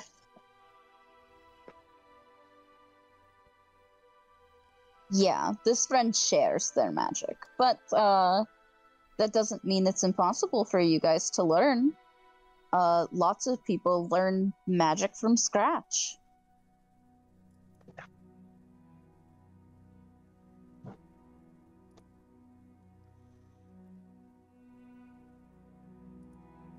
You just sort of see, they don't say anything, but you can see sort of like just a big grin from Millie, and a much more reserved, but still a smile from Kayla.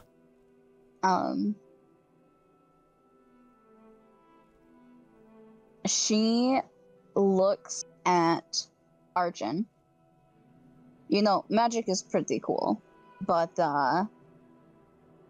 there are some things that mages can't do. Arjun is a very talented swordsman.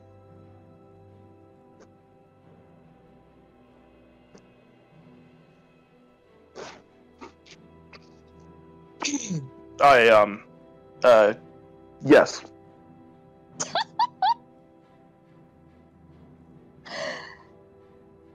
Neff fucking looks at Arjun real smooth. She looks at the two of them. Ever wanted to learn how to fight? I mean, we've fought each other a few times. I don't mean wrestle. I mean fight.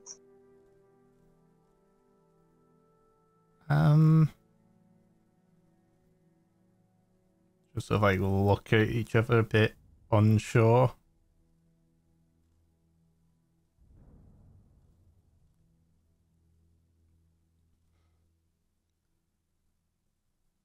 So, Mevalier, I think that's a bit unwise.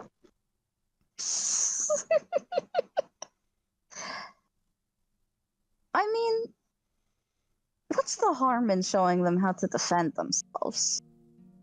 Not like we have to teach them anything dangerous, just how to get out of it.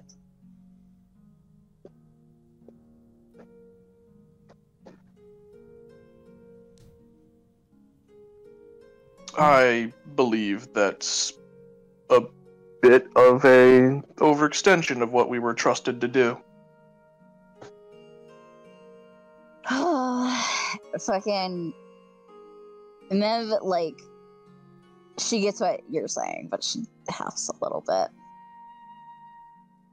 All these people don't raise their children to, like, know how to deal with themselves. You're right. I know you're right.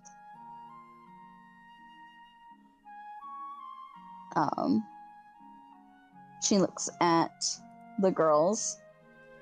Come on, we should move on. okay. Yeah. Okay. Think we have a nice time. Like, Mev wants to teach these girls how to fucking fight so bad. If we ditch the uncool guy, we can. Mev's not gonna violate these parents' trust.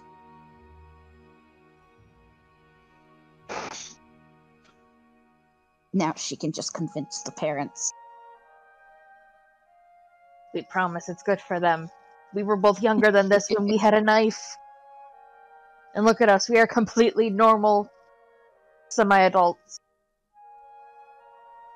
To be fair, for one, you aren't completely normal, and also I don't remember what my life was like before the exact age that Kayla and Mila are, so I can't really say that. Okay, but you were fine past this age with having a knife. Maybe. You don't know. But yeah. We spend the day together. I guess after that we would take them back to the town. Yep. Eventually the sun begins to set. And you all make your way over. The girls completely took it out. Woohoo! I feel like Mev's gonna count that as a success. No one got hurt. No one died. No one fell into the ocean. Okay. But Havelock's just carrying them over his shoulders like 2 sacks of potatoes. Oh my god. You know, you should really be gentler with them. This builds character. Children of this age, you should, and Arjun actually adjusts Havelock to be carrying them a lot more carefully. Yeah. Like arms under their like upper legs and like with their heads over his shoulders. She smiles at Arjun. I thought you weren't good with kids. I'm not.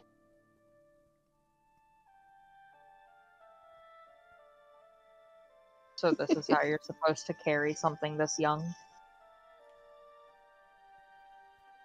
Yes. Okay. They need support.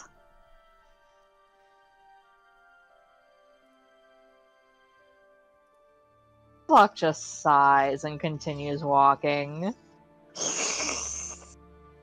What was that sigh? Should I insight? You can just ask him if you would like. I'm not Or fucking insight. asking him. Fuck that. 14. He looks like he had something to say, and then he chose not to. Does it look like it was gonna be depressing? It feels like it was going to be titled as lore. Yeah, alright. Alright. We head back. Knock on the door. The door opens. You can see Barry is there. Oh. Lost track of time. Sorry. How's it Okay. looking?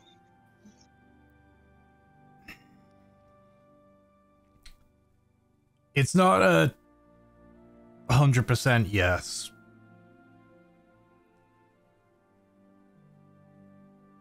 I guess the question to ask is, what if we want to come back?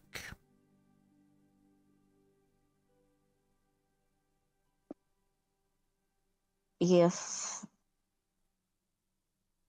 you want to come back at any point, it's not like we'd stop you. I will say, though, that we would not always be available to help you get back. I get that. But it's just because of Cadwgan, Armor's felt like a prisoner almost on the island, and I guess she's just worried about moving to a slightly bigger prison. Again, it's nothing against, it's nothing against Moens. It's just, to say a bad experience is an understatement. She nods. Looks like there's a little bit of a bitter taste in her mouth. Like, Cadwgan is kind of a big reason as to why Moens are viewed the way they are in the first place. But she nods. She says, "No one would hold you there. The only thing that you would be expected to do if you leave is to keep your mouth shut about the place."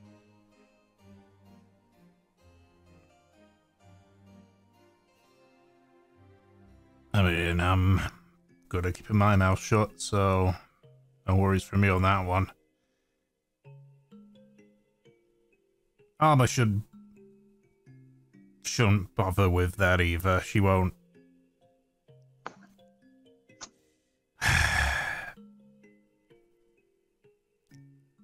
Granted, it was due to Fred, but she knows how to stay quiet as well.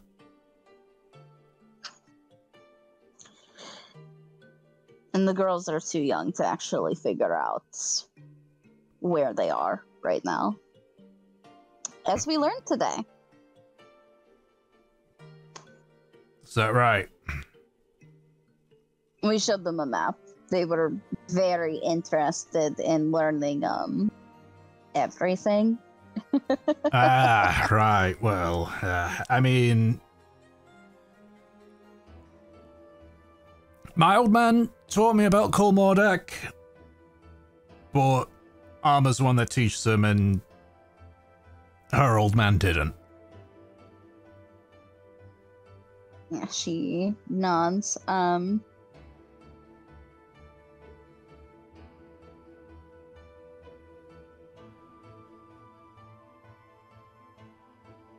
She looks at Havelock. You're gonna have to hand them over. I know. They're tired. I can tell. Just carry him over. He's holding onto both of them, just sort of like looks at them both as they're sort of sleeping. Just sighs. Let's close his eyes for a second.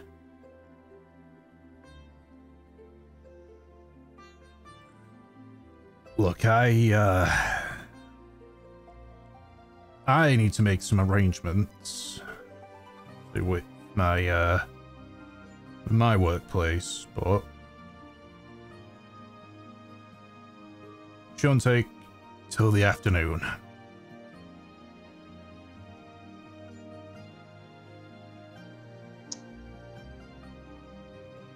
Take whatever time you need. Does that mean you've decided then?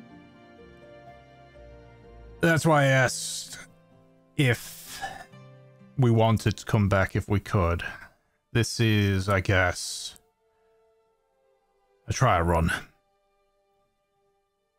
Go over there. If we like it, then we stay. If not, we'll find someone to bring us back home. Well, back here to what we consider home.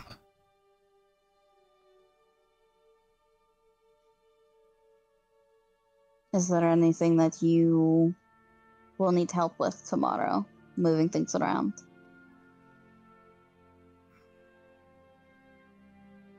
I think really the only arrangements we need is finding a place to stay when we're there.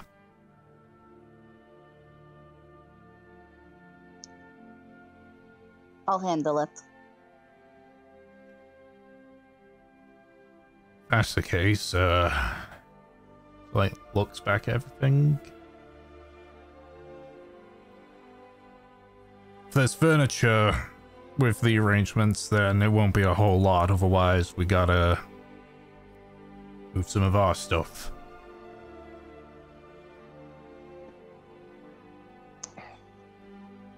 You won't be able to take too much.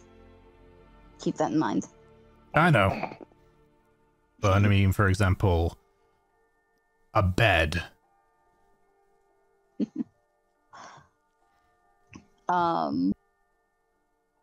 You won't have to worry about that. I'll make sure that you're all settled in Moa, that you have anything that you need. And, on the ship, we have room.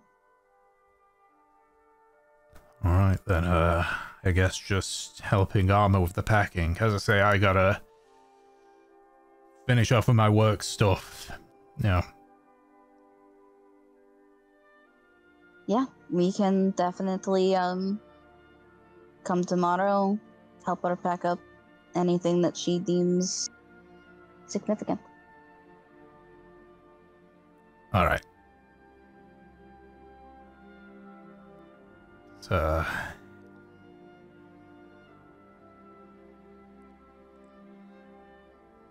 yeah, it's fine. I'm just nervous, you know? She nods. It's hard leaving everything you've done.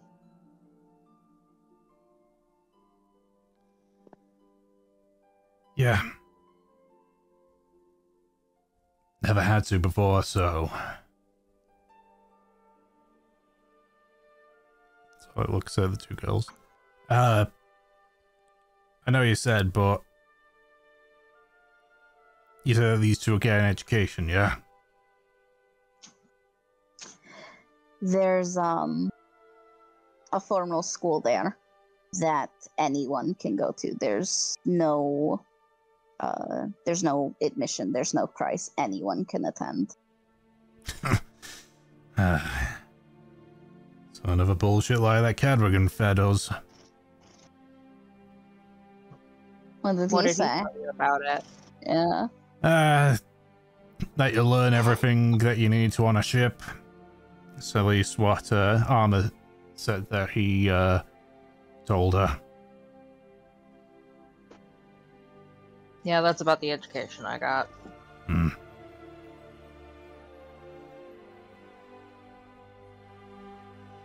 I think you'll come to find, especially when we get to Moa, that I mean, I don't know how much Cadwgan's told you, but I assume that most, if not all of it, is bullshit.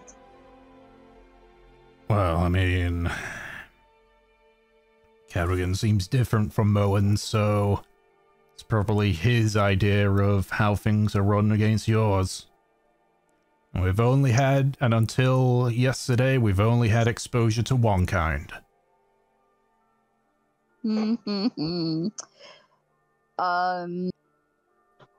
Mev nods. Well, we'll leave you guys to rest.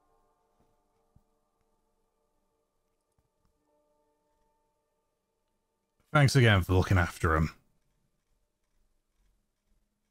Of course, anytime. They weren't too much trouble, were they? No, No trouble at all. they were delightful. All right. Just kind of like steps back and just sort of like somewhat awkwardly closes the door of his foot. Mev inhales.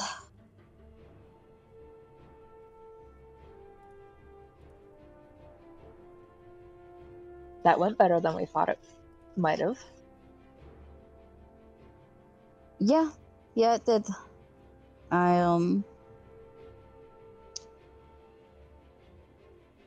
Sorry, that last little bit just left a bad taste in my mouth. I'm sure he left a bad taste in everyone's mouth. No fucking kidding.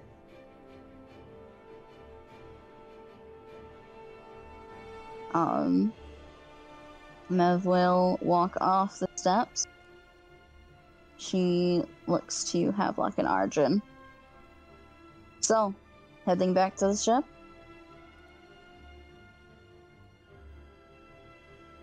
Yes.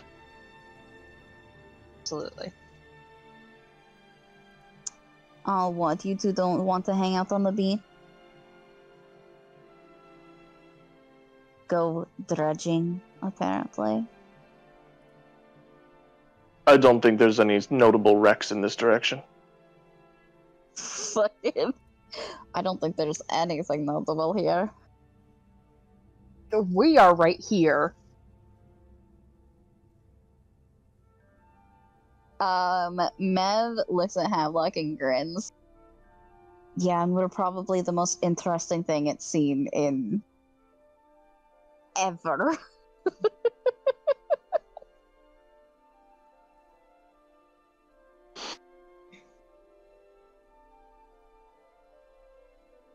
Yeah, we will head back.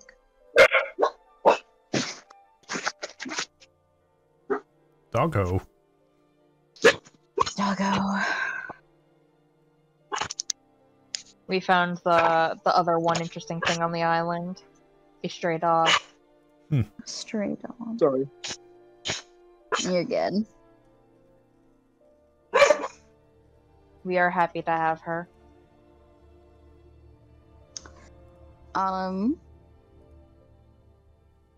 If that's the case with everything going on, do we want to call it here? Because we only have like a little. Yeah, we might as well. I'd say, yeah, we might as well call it at All this right. point. As you return back to the Algos, informing Barley of the confirmation that yes, there are going to be 4 more people added on and working on the preparations for that. That is where we're going to call it for this session.